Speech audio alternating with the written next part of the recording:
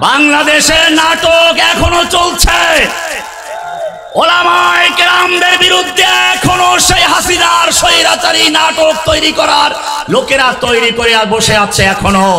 আবার যদি কোনো আলেমের উপর আক্রমণ আসে, কোনো আলেমকে যদি গ্রেফতারের পায়ে তারা করা হয়, আমার যুবকেরা প্রয়োজনে বাংলাদেশে রক্তের বন্যা বয়ে দিবে, বুকে তাজা তুলে দিবে, তৈরি আছে ইনশাআল্লাহ। আবার যদি কেউ রাজা দাহির হয়ে ময়দানে নেমে আসে, মুহাম্মদ বিন কাসেম হয়ে ময়দানে নামতে তৈরি আছে কিনা?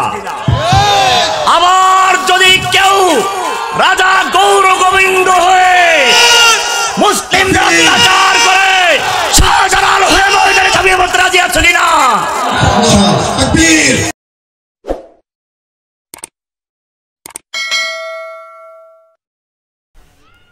বর্তমান সময়ে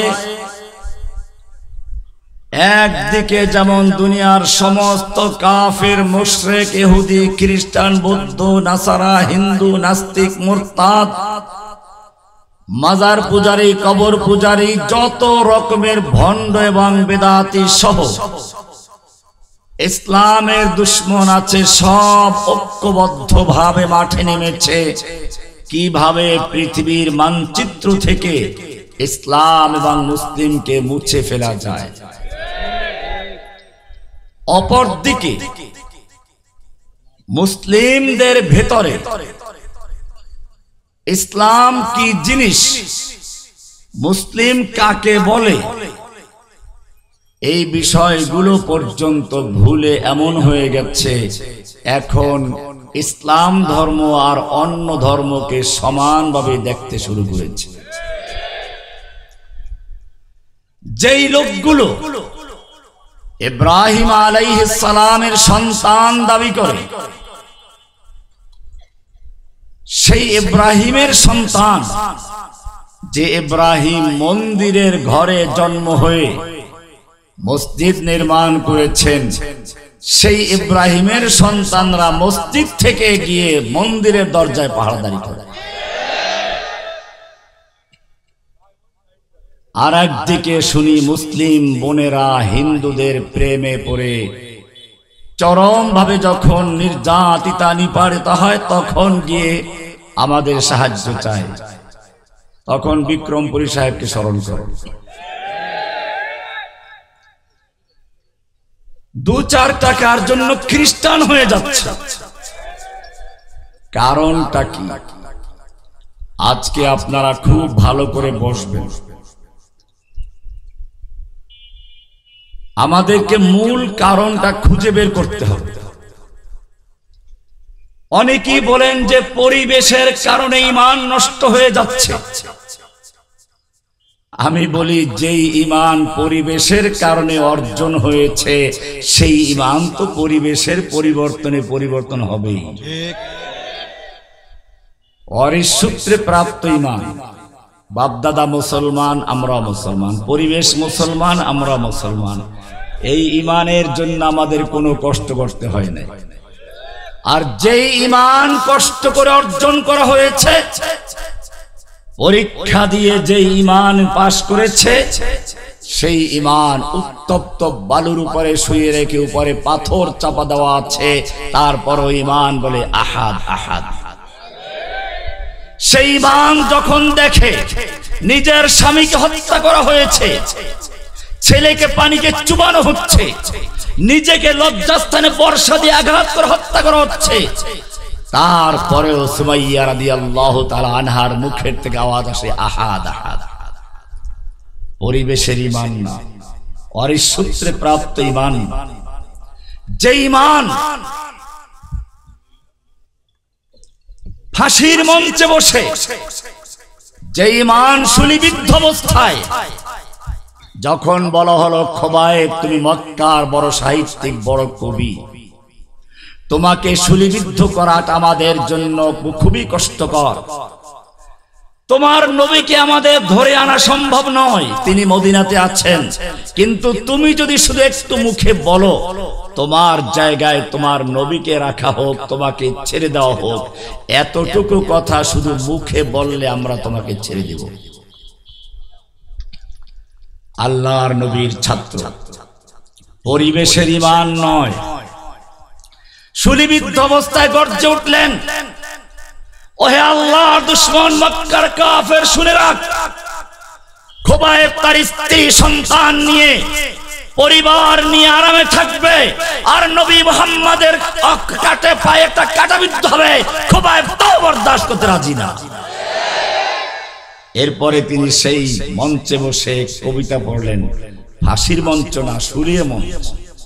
শুল হচ্ছে এরকম একটা মঞ্চ থাকে, একটা তীরের মতো রড থাকে, ওটার উপরে বসিয়ে দেওয়া হয়, লোহাটা আস্তে আস্তে ঢুকতে ঢুকতে মাথা দিয়ে বের হয়ে যায়। বাংলাদেশের রাজশাহী কারাগারে এখনো শুলে আছে। এই অবস্থায় আপনি কি করতেন? খোবায়েবের কবিতা শুনুন, বুখারী কিতাবুল মাগাজি পরিষ্কার সাক্ষ্য হয়ে আছে। ফালাস্তু উবালি হিনা উক্তালু মুসলিমা আলা আইয়ি শাক্কিন কানা ফিল্লাহি মাসরাই ওয়াযালিকা ফি যাতিল ইলাহি ওয়া ইন ইয়াশা ইবারিক লি ফি আওসালি শিলবিন মুমাজ্জাই। হায় আল্লাহ দুশমন, তোরা কি মনে করেছিস আমি চিন্তা করছি? আমার কোনো পরোয়া নেই। আমাকে শুলিবিদ্ধ করা হলো না ফাঁসি দেওয়া হলো। খাসি যখন জবাই করে টানানো হয়, খাসি চিন্তা করে না তার চামড়া উপর থেকে নিচে খসানো হচ্ছে না নিচের থেকে উপরে খসানো হচ্ছে। এভাবেই যেই ঈমান বুঝে শুনে গ্রহণ করা হয়, যেই ঈমান ত্যাগের বিনিময়ে অর্জন হয়, সেই ঈমান আল্লাহর রাসূল বলেছেন, ওয়াইন কুতিলতা ওয়া হুররিকতা, তোমাকে আগুনে পুড়িয়ে দেওয়া হোক, তোমাকে হত্যা করা হোক, তারপরেও যেন তোমাকে ঈমান থেকে চুল পরিমাণ সরাতে না পারে। ওয়াইন কুতিলতা ওয়া হুররিকতা, এই পরীক্ষায় দিয়েছিলেন ইব্রাহিম আলাইহিস সালাম। নতুবা আগুনে নিক্ষেপ করা হচ্ছে, ফেরেশতারা পর্যন্ত আবেদন করছেন, রব্বুল আলামিন তোমার বন্ধু খলিল ইব্রাহিমকে তো আগুনে ফেলানো হচ্ছে, তিনি তো পুড়ে মরে যাবেন। আল্লাহ বলছেন পড়তে দাও, পড়তে দাও, দেখার বিষয় এখনো আছে। আগুনে পোড়ার পরেও সে অটল থাকে কিনা? আগুনে যখন ফেলে দেওয়া হলো, এখন প্রমাণ হলো সে আগুনে পুরা অবস্থায় ইমান অটল থাকবে।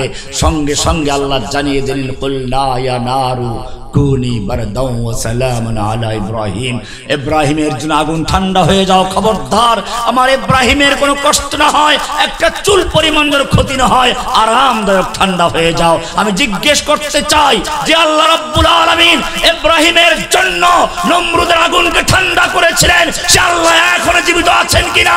সে আল্লাহ ভারতের পারমাণবিক বোমা ক্ষেপণাস্ত্র ধ্বংস করে দিয়ে মুমিনদেরকে সাহায্য করতে পারেন কিনা? দেশ কোনটা কোন জায়গায়? আজ ভি জো করে ইব্রাহিম কা ঈমান पैदा, आज भी जो करे इब्राहिम का ईमान पैदा, आग कर सकती है अंदाज गुलिस्ता पैदा। আজকেও যদি সেই ইব্রাহিমের মতো ঈমান তৈরি করতে পারো, যে আল্লাহ ইব্রাহিমের জন্য আগুন ঠান্ডা করেছিলেন, সে আল্লাহ এখনো জীবিত আছেন। মুসার মতো যদি তাওহীদ এবং লাঠি নিয়ে মাঠে নামতে পারো, যে আল্লাহ মুসার জন্য লাঠি মারার সঙ্গে সঙ্গে পানি দুভাগ করেছিলেন, সে আল্লাহ রাব্বুল আলামিন এখনো জীবিত আছেন। বর্তমান সময়ের ফিরাউন, নমরুদ, নরেন্দ্র মোদী সহ গঙ্গায় চুবিয়ে মেরে মুমিনদেরকে মুক্তি দেওয়ার তৌফিক আছে, দিতে পারেন কিনা? শর্ত হচ্ছে একটাই, মিসলে কালিম হো আগর, मिस्ले कलीम हो अगर मारका अज़मा कोई, आज भी आती है कोहे तूर से बंगला तखफ।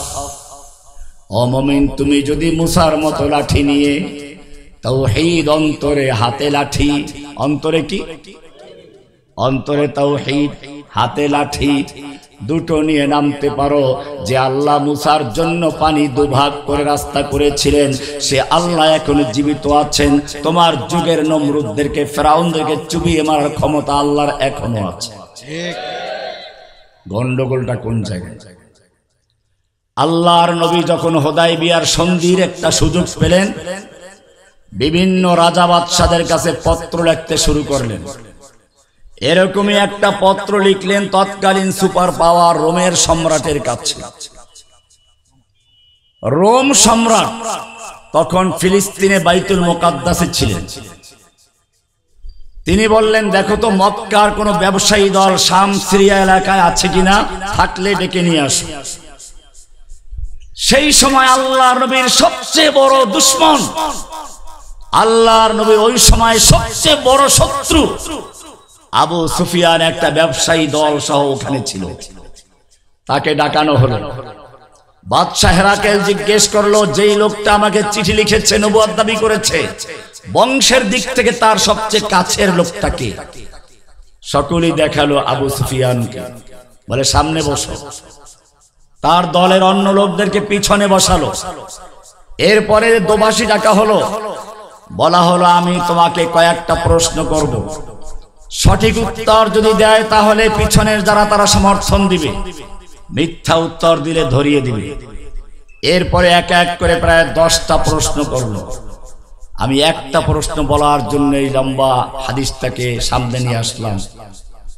একটা প্রশ্ন ছিল এই, ওয়াহাল ইয়ারতাদ্দু আহাদুন আন দীনিহি বাদা আন ইয়াদখুলা ফীহি সাখতাতান লিদীনিহি। যেই লোকটা তোমাদের এলাকায় নবুয়ত দাবি করেছে মুহাম্মদ সাল্লাল্লাহু আলাইহি ওয়াসাল্লাম, সেই লোকের দিনের ভেতরে কেউ প্রবেশ করার পরে তার দিনের প্রতি অসন্তুষ্ট হয়ে দিন থেকে ত্যাগ করে মুরতাদ হয়ে যায়, এর কোনো নজির আছে কিনা?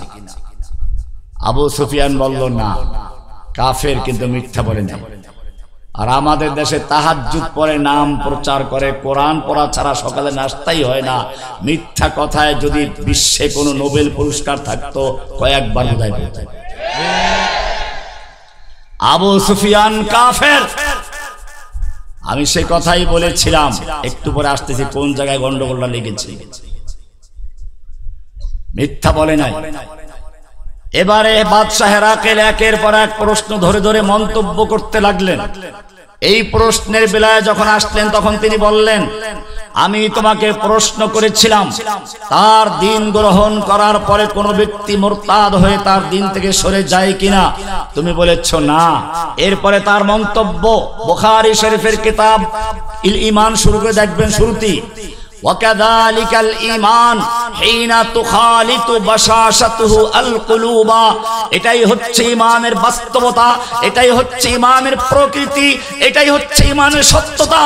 যখন কোন ব্যক্তির ঈমান তার অন্তরের সঙ্গে মিশে যায়, চিনি যে কোম্পানির সঙ্গে মিশে একাকার হয়ে যায়, কার অন্তরের সঙ্গে যদি তাওহীদ মিশে যায়, ঈমান মিশে যায়, তাহলে জেল, জুলুম, নির্যাতন, লোভ, প্রলোভন, দুনিয়ার কোন শক্তি তার ঈমান থেকে চুল পরিমাণ সরাতে পারে না।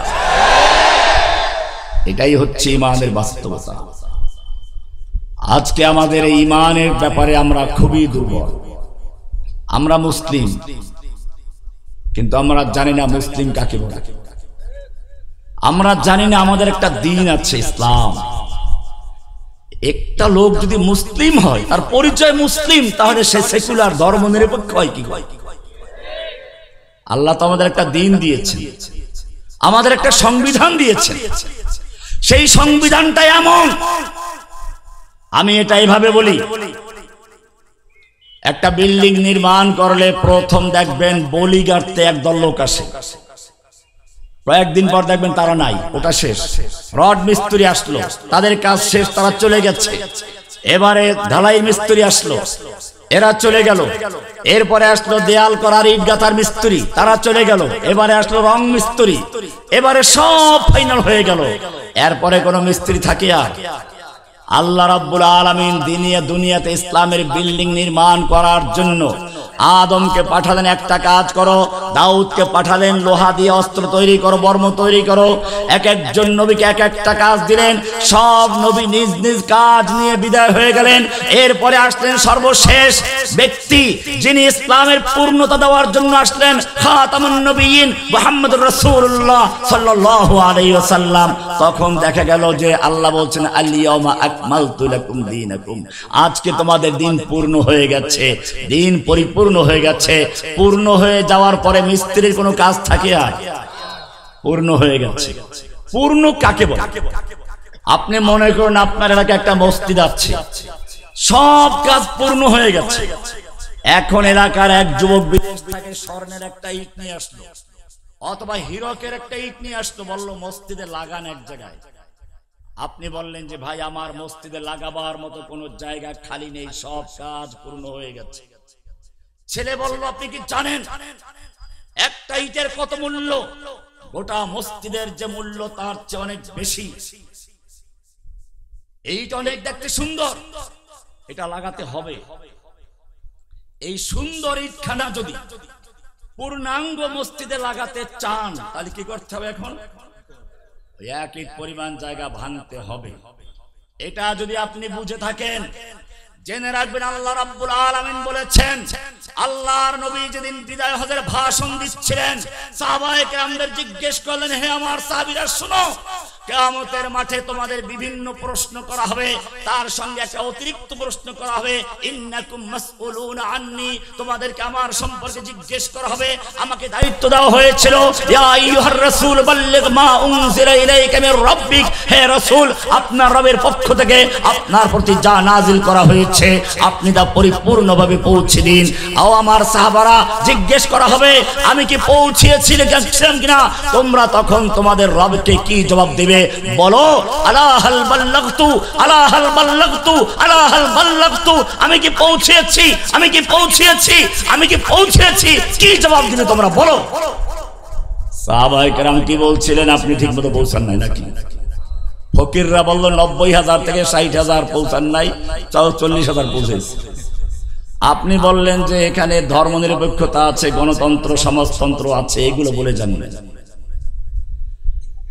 না। সাহাবীরা তা বলেন না। সাহাবীরা কি বলেছেন? নাম কাদ বাল্লাগতার রিসালাহ ওয়া আদাইতাল আমানা ওয়া নাসাহতাল উম্মাহ, হে নবী আমরা সাক্ষ্য দিচ্ছি আপনি আল্লাহর দেওয়া আমানত কোরআন ঠিকমতো পৌঁছিয়েছেন, আল্লাহর বাণী কোনো গোপন করেন নাই। ওয়া আদাইতাল আমানাতা ওয়া নাসাহতাল উম্মাহ, আপনি রিসালাতের দায়িত্ব পৌঁছিয়েছেন, আমানত আদায় করেছেন, উম্মার জন্য কল্যাণময় কাজ করেছেন, আপনি সম্পূর্ণভাবে ঠিকমতো আদায় করেছেন, কোনো কিছু গোপন করেন নাই। আল্লাহর নবী এবারে আকাশের দিকে ইঙ্গিত করে বলছেন, হাতের আঙ্গুল উপরে উঠাচ্ছেন, নামাচ্ছেন, আর বলছেন আল্লাহুম্মা শাহাদ, আল্লাহুম্মা শাহাদ, আল্লাহুম্মা শাহাদ, আল্লাহ তুমি সাক্ষী থাকো, আল্লাহ তুমি সাক্ষী থাকো, আল্লাহ তুমি সাক্ষী থাকো, আমার উম্মত সাক্ষী দিচ্ছে আমি আমার দায়িত্ব ঠিকমতো পৌঁছিয়েছি। একটা বিদায় অনুষ্ঠান হচ্ছে, এই সময় আল্লাহ কেন কিছু বলবেন না? বিদায় অনুষ্ঠান হচ্ছে, সেই নবুয়তের বিল্ডিং নির্মাণ হচ্ছিল। সর্বশেষ বক্তা, প্রধান বক্তা বক্তব্য দিয়ে শেষ করছেন। আল্লাহ রাব্বুল আলামিন জিবরাইলকে বলেন, যাও এই মজলিসটা আমার খুব পছন্দ হয়েছে, এটার উপর একটা সিল মেরে আসো। আল ইয়াউমা আকমালতু লাকুম দীনাকুম, আজকে আমি তোমাদের জন্য তোমাদের দিনকে মুকাম্মাল করে দিলাম, আকমালতু পরিপূর্ণ করে দিলাম। আর কোনো ইট ঢুকাবার সুযোগ নেই, নতুন কিছু সংযোজন করার সুযোগ নেই, নতুন কিছু বিয়োজন করার সুযোগ নেই। আকমালতু লাকুম, তোমাদের জন্য পরিপূর্ণ করে দিয়েছি। ওয়া আতমামতু আলাইকুম নিয়ামতি, আমার যে ওহীর নিয়ামত নির্মাণ বর্ষণ হচ্ছিল, ওহীর ধারা বর্ষণ হচ্ছিল, আদম থেকে শুরু করে ওহী নাযিল হচ্ছিল। আতমামতু আলাইকুম নিয়ামতি, আমার সেই নিয়ামতের দ্বারা আতমামতু সমাপ্ত করে দিলাম। ওয়া রাদিতু লাকুমুল ইসলাম দীনা, আমি তোমাদের জন্য দিন হিসেবে, জীবন বিধান হিসেবে, আতমামতু লাকুম তোমাদের জন্য দিন হিসেবে ইসলামকে মনোনীত করলাম। আমাদের দিনের নাম কি? জোরে বলেন, আমাদের দিনের নাম কি? ইসলাম মানে কি? মিজান কিতাব পড়লে দেখবেন আল ইসলাম গারদান নিহাদান বাতাত, ইসলাম মানে হচ্ছে আত্মসমর্পণ করা। তার মানে হচ্ছে ব্যক্তি জীবনে, পারিবারিক জীবনে, সামাজিক জীবনে, রাষ্ট্রীয় জীবনে, আন্তর্জাতিক জীবনে, ব্যাংকে, আদালতে, সংসদে, গণভবনে, সব জায়গায় এক আল্লাহর বিধানকে মেনে নিয়ে এক আল্লাহর কাছে আত্মসমর্পণ করে পৃথিবীতে শান্তি প্রতিষ্ঠা করার নাম হচ্ছে ইসলাম।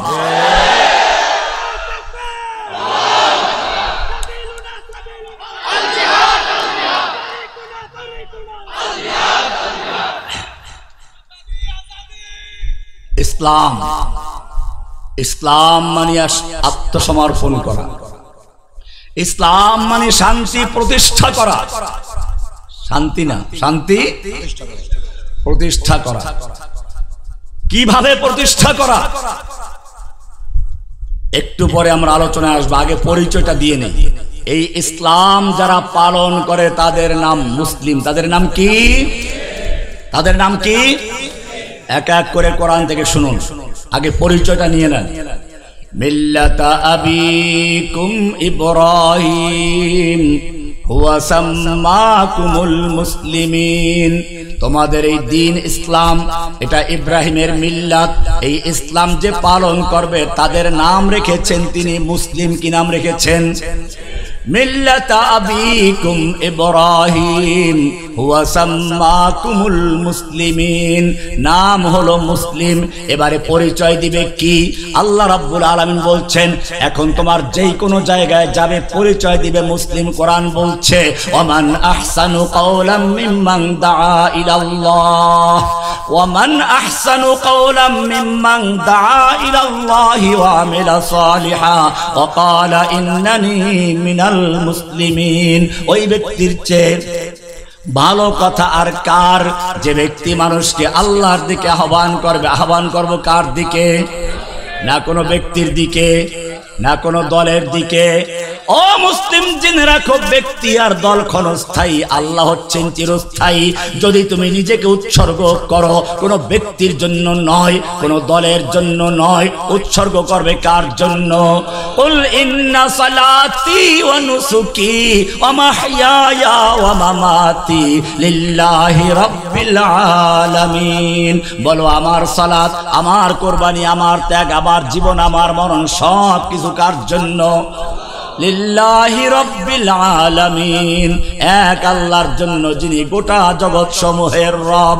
এটাই আল্লাহ বলেছেন ওমান আহসানু কাওলাম মিম্মান দাআ ইলাল্লাহ, আল্লাহর দিকে আহ্বান করে, ও আমিলা সালিহান, এবং নেক আমল নিজে করে।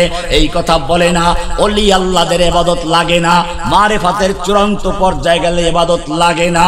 ও মুসলমান, ভালো করে চিন্তা করে দেখো, কোরআন যার উপরে নাজিল হয়েছে, আকিমুস সালাত যার উপরে নাজিল হয়েছে, তিনি সারা জীবন নামাজ আদায় করেছেন, জামাতের সঙ্গে সালাত আদায় করেছেন।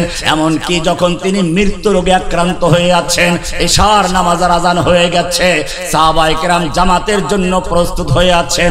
আল্লাহর নবী ওযু করে তৈরি হচ্ছেন, আবার বেহুশ হয়ে পড়ে যাচ্ছেন, আবার ওযু করছেন, আবার বেহুশ হয়ে পড়ে যাচ্ছেন।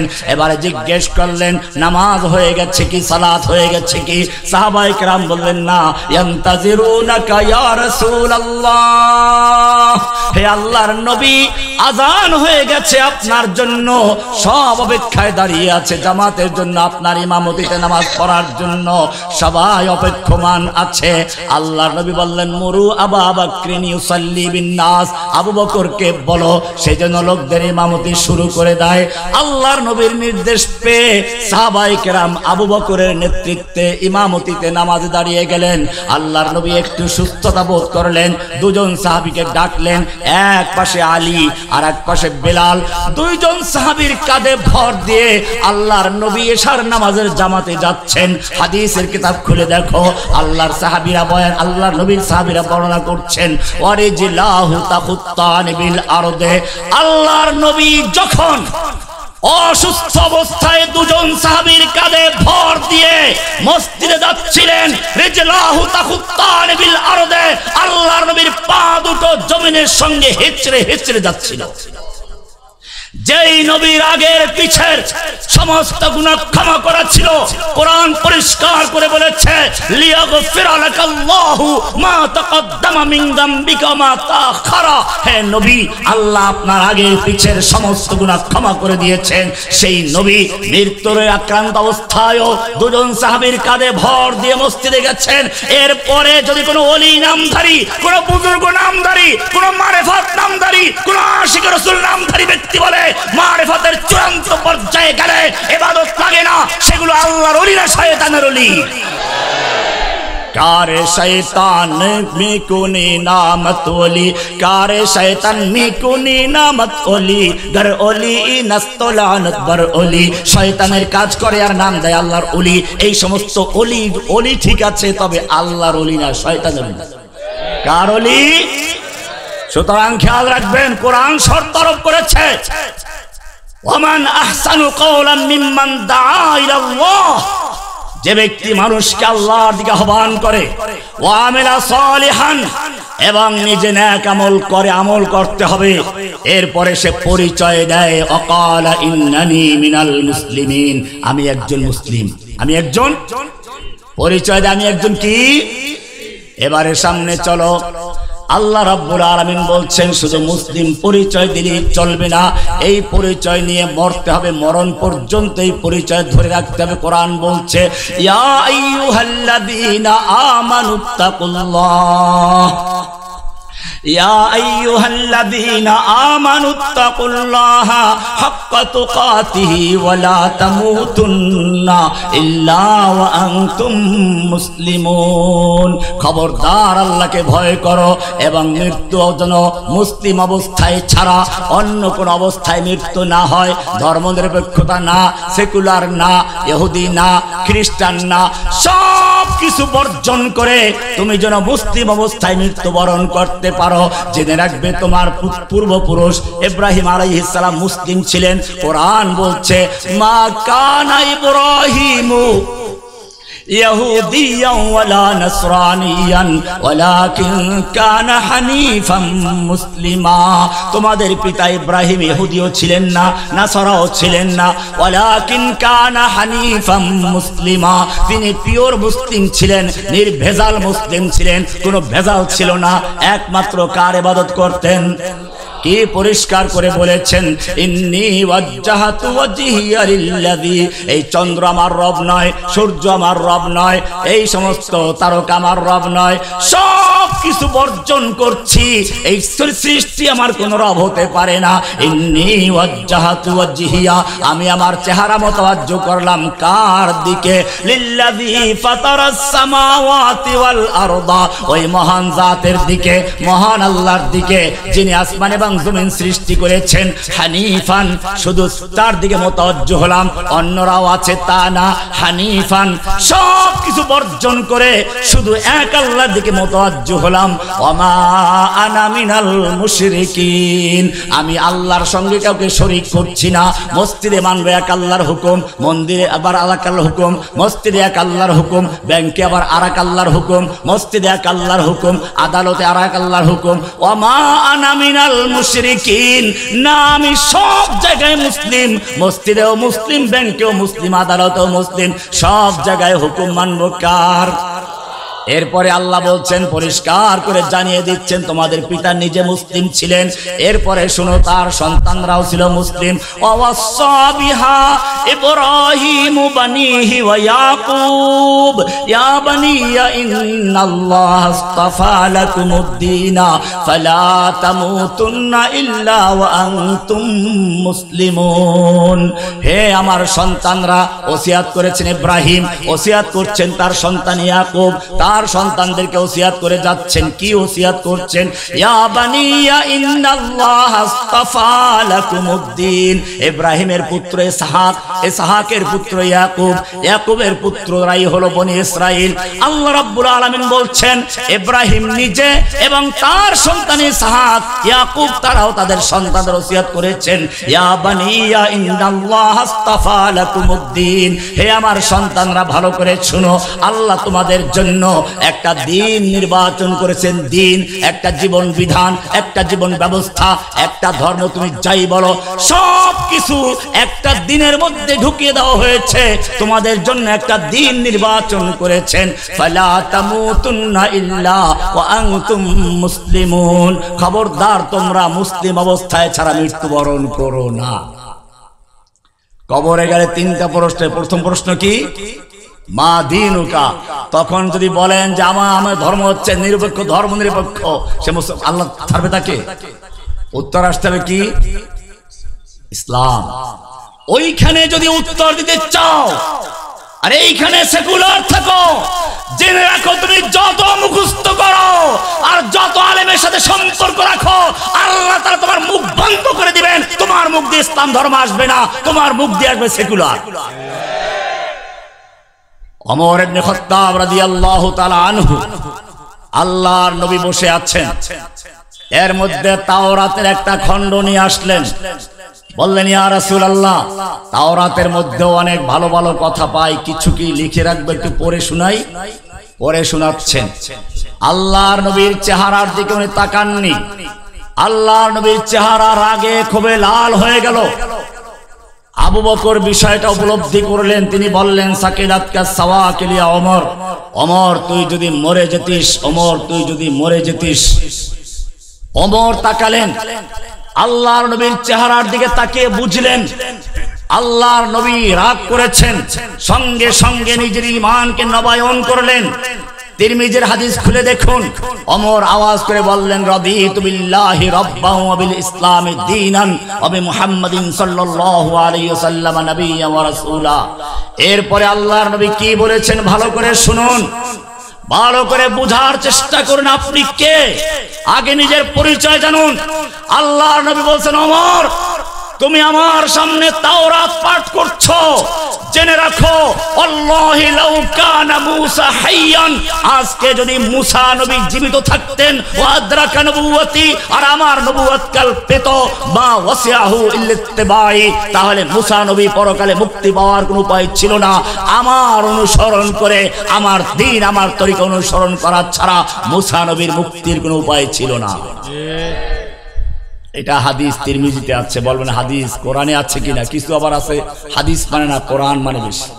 এবারে কোরআন থেকে দেখেন। কোরআনে আল্লাহ রাব্বুল আলামিন পরিষ্কার করে দিয়েছেন, এর চেয়ে কঠিন ভাবে শুনুন। আল্লাহ রাব্বুল আলামিন দুনিয়াতে পাঠানোর আগে রুহু জগতে বড় বড় তিনটা সম্মেলন করেছিলেন। একটা সম্মেলন ছিল আলাস্তু বিরব্বিকুম, নিজের রুবুবিয়ত নিয়ে। আর একটা ছিল সমস্ত নবী রাসূলদেরকে নিয়ে।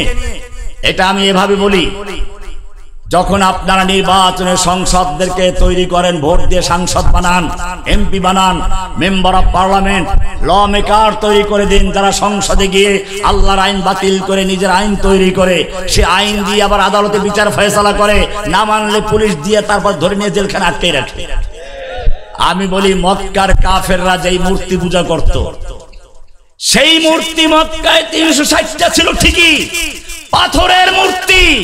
ওগুলো কথা বলতে পারতো না, খাইতে পারতো না, আল্লাহর আইন পরিবর্তন করার কোন ক্ষমতা ছিল না।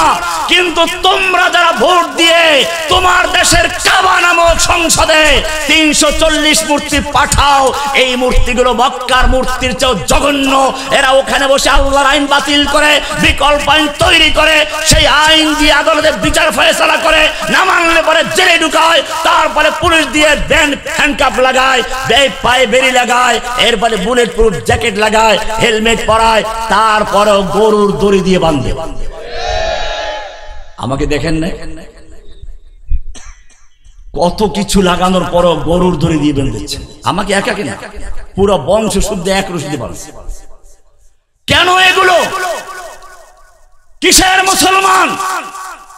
কোরআন পড়া সূরা নিসার 160 নম্বর আয়াত, আল্লাহ তাআলা এই মুসলিমদেরকে বলছেন, যারা এরকম আল্লাহর আইন বাতিল করে দেয়, আল্লাহর হুকুম মানার দাবি করে, নামাজ পড়ে, রোজা রাখে, হজ করে, যাকাত দেয়, কোরআন পড়ে, সব করে, কোরআন বলছে সূরা নিসা 4 নম্বর সূরা 60 নম্বর আয়াত, আল্লাহ বলছেন, আলাম তারা ইলাল্লাযীনা ইয়াজউমুনা আন্নাহুম আমানু বিমা উনজিলা ইলাইকা ওয়া মা উনজিলা মিন ক্বাবলিক। হে নবী, আপনি কি ওই সমস্ত লোকদেরকে দেখেন নাই, ওই যে বাংলাদেশের টুপি পরা দাড়িওয়ালা ভোর রাতেও তাহাজ্জুদ পড়ে, জিকির করে, সবকিছু করে, এমনকি ফজরের পরে কোরআন পড়া ছাড়া নাকি নাস্তা খায় না, চা খায় না, এই মুসলমানদের দেখেন নাই? ইয়াজউমুনা আন্নাহুম আমানু বিমা উনজিলা ইলাইকা ওয়া মা উনজিলা মিন ক্বাবলিক, যারা দাবি করে আপনার প্রতি নাযিলকৃত কিতাবের প্রতি ঈমান এনেছে, আপনার পূর্বে যত কিতাব সব কিতাবের উপরে, কিন্তু যখন তাদেরকে বলা হয় ঠিক আছে তুমি কোরআন মানো, নামাজ পড়ো,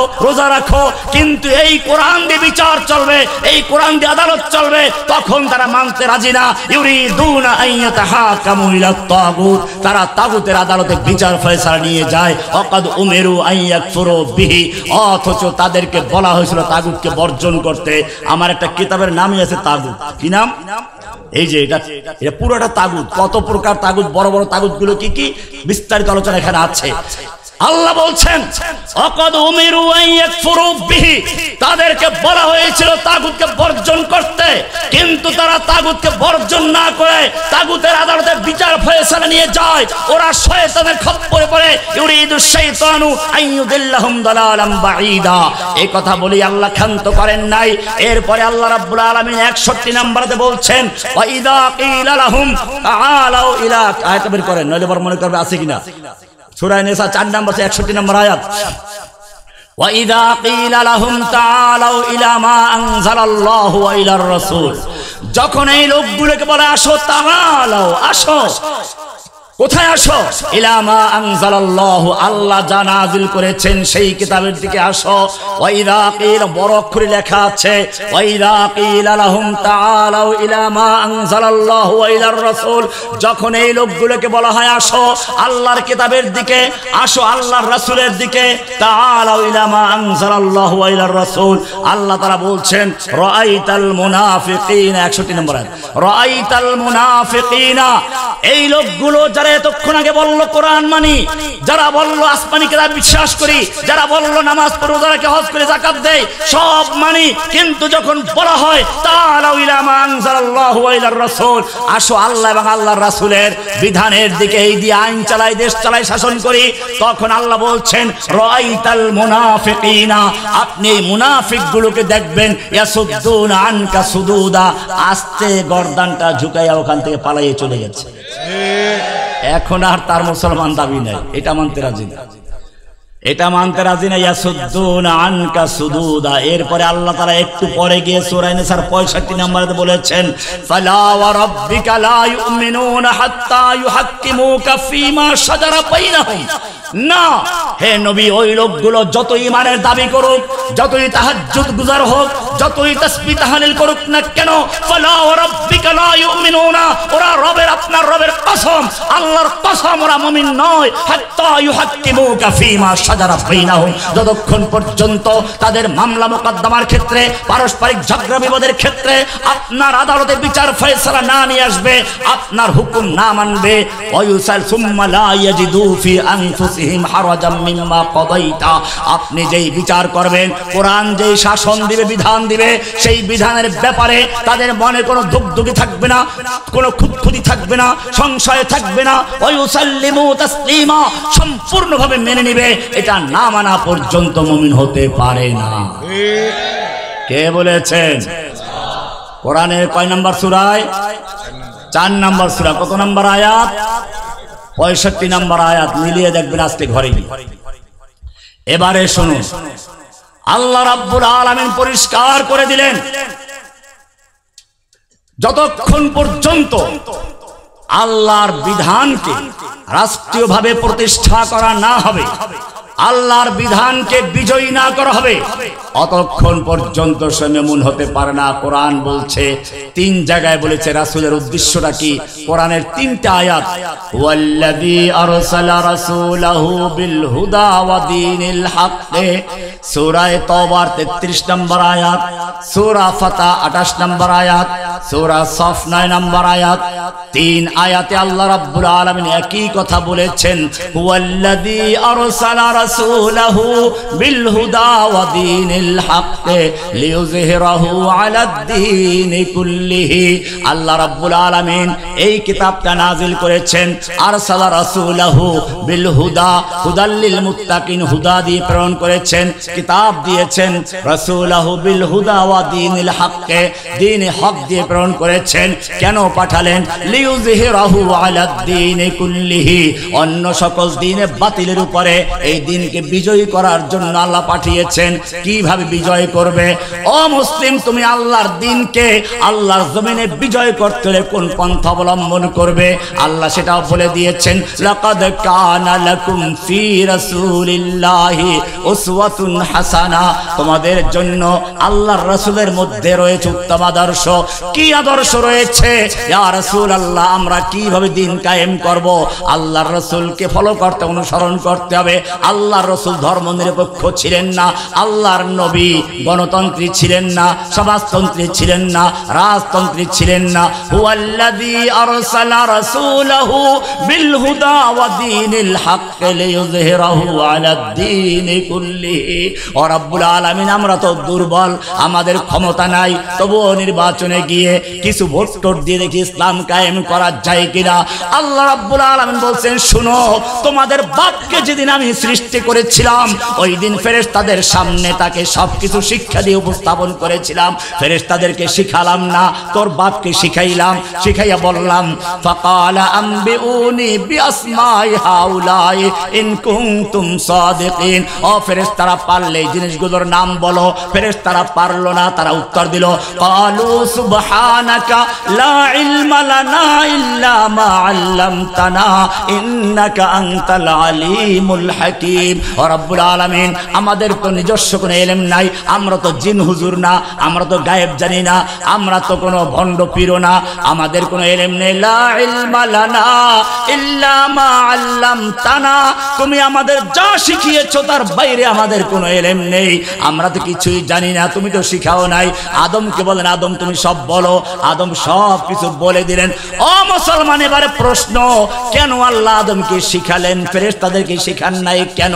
কারণ হচ্ছে এখানে এটাই, ফেরেশতাদেরকে শেখানোর প্রয়োজন নাই। তাদেরকে যেই কাজের জন্য সৃষ্টি করা হয়েছে ওই কাজের জন্য এই জিনিসগুলোর নাম জানার দরকার নাই। আদমকে যেই কাজের জন্য সৃষ্টি করা হয়েছে ওই কাজের জন্য তাকে সব জিনিসের নাম জানতে হবে। তাফসীর ইবনে কাসির খুলে দেখো, শুধু সব জিনিসের নাম নয়, কোন জিনিস কোন কাজে লাগবে সেই পর্যন্ত তাকে শিক্ষা দেওয়া হয়েছিল। এটারই ধারাবাহিকতায় আল্লাহ রাব্বুল আলামিন, ওই যে বললাম, এক একজন নবী আসছেন, কেউ রাজমিস্ত্রির কাজ করেছেন, কেউ রড মিস্ত্রির কাজ করেছেন। আল্লাহ রাব্বুল আলামিন দাউদ আলাইহিস সালামকে বললেন, তোমাকে আমি ক্ষমতা দিয়েছি, রাজত্ব দান করেছি, ক্ষমতা টিকে থাকার জন্য তোমাকে লোহার অস্ত্র তৈরি করতে হবে। ওয়া আলান্না লাহুল হাদিদ, আমি তোমার জন্য, দাউদের জন্য লোহাকে নরম করে দিয়েছি। ইলাহুল আলামিন, লোহা কেন নরম করে দিয়েছো? পোড়া মুরগি কাটা চামচ দিয়ে খাওয়ার জন্য, নাকি বড় বড় মিষ্টি চামচ দিয়ে খাওয়ার জন্য? আল্লাহ বলছেন, না না, এই মিষ্টি খাওয়ার জন্য না, দই খাওয়ার জন্য না, আর মুরগি খাওয়ার জন্য না, আমি তার জন্য লোহাকে নরম করে দিয়েছি। আনি'মাল সাবিগাত, আনি'মাল সাবিগাত। সাবিগাত মানে লৌহ বর্ম তৈরি করো। বর্ম, লৌহ বর্ম কেন প্রয়োজন? যুদ্ধের জন্য প্রয়োজন। আকাদ্দির ফিস সারদে, আর লোহার বর্মগুলো আটকাবার জন্য ভালো করে যেন বুতাম তৈরি করা যায়। ও মুসলমান, দাউদের জন্য লোহা নরম করেছি, এবারে তোমার জন্য কি করেছি ভালো করে শুনো। তোমার জন্য খালি লোহা নরম করে দেই নাই, তোমার জন্য লোহা একটা সূরা নাযিল করেছি। তোমার জন্য কি করেছি? একটা সূরা নাযিল করেছি, কোরআনের সূরা আল হাদিদ। আছে কিনা? হাদিদ মানে লোহা, হাদিদ মানে কি? এইবারে ভালো করে শুনো, সূরা আল হাদিদ 25 নম্বর আয়াতটা ভালো করে পড়ো, দুইটা অংশ আছে। আল্লাহ বলছেন লাকাদ আরসালনা রুসুলানা বিল বাইয়িনাত, আমি রাসূলদেরকে যুগে যুগে রাসূল পাঠিয়েছি, তাদেরকে বাইয়িনাত দিয়েছি, সুস্পষ্ট বিধান দিয়েছি কিভাবে আল্লাহকে মানতে হবে। এই যে আমার একটা কিতাব আছে ঈমান বিল্লাহ, ঈমান মানতে হবে কিভাবে আকল দিয়েছেন, বিধান দিয়েছেন। এখানে দেখিয়েছি কারা কারা ইসলামকে মানে, আল ফিতরাতুস সালিমা, কি কি জিনিস দিয়ে আল্লাহকে চেনা যায়। এরপরে যুগে যুগে আল্লাহকে অস্বীকার করেছে কারা, আস-সাদফিয়ুন, আদ-দাহরিয়ুন, আত-তাবাঈয়ুন, আল ইলমারিয়ুন, আশ-শিয়ুঈয়ুন, আল-লাওজুদিয়ুন, আল মাদ্দিয়ুন, এরকম কতগুলো ফিরকা আছে যারা আল্লাহর দ্বীনকে যুগে যুগে আল্লাহর অস্তিত্ব অস্বীকার করেছে। কিন্তু আল্লাহ রাব্বুল আলামিন নিজের অস্তিত্ব প্রত্যেকটা মানুষের মধ্যে সেই সৃষ্টি করার সময় রেখেছেন। কোরআন বলছে আল্লাহ রূহ জগতে সৃষ্টি করে সব রূহদের সামনে প্রথম বলছেন আলাস্তু বিরব্বিকুম, আমি তোমাদের রব নই কি?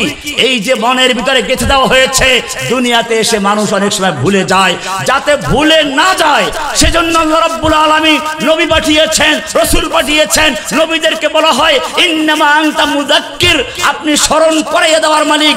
এই কোরআনকে বলা হয়েছে নাহনু নাযালনা যিকরা, জিকির স্মরণ। ও মুসলমান, স্মরণ কাকে বলে? স্মরণ বলে আগে একটা জিনিস জানা ছিল পরে ভুলে গেছে, ওইটা মনে করাইয়া দেওয়াকে বলে স্মরণ। নতুন করে কোনো জিনিসকে যদি শেখানো হয় ওটা স্মরণ বলে না, ওটাকে বলে তালিম। তাহলে কোরআনকে বলা হচ্ছে স্মরণ করানো, নবীকে বলা হচ্ছে মুযাক্কির, স্মরণ করানোওয়ালা। কেন? আল্লাহর পরিচয় তোমার অন্তরের মধ্যে আগের থেকে লেখা আছে।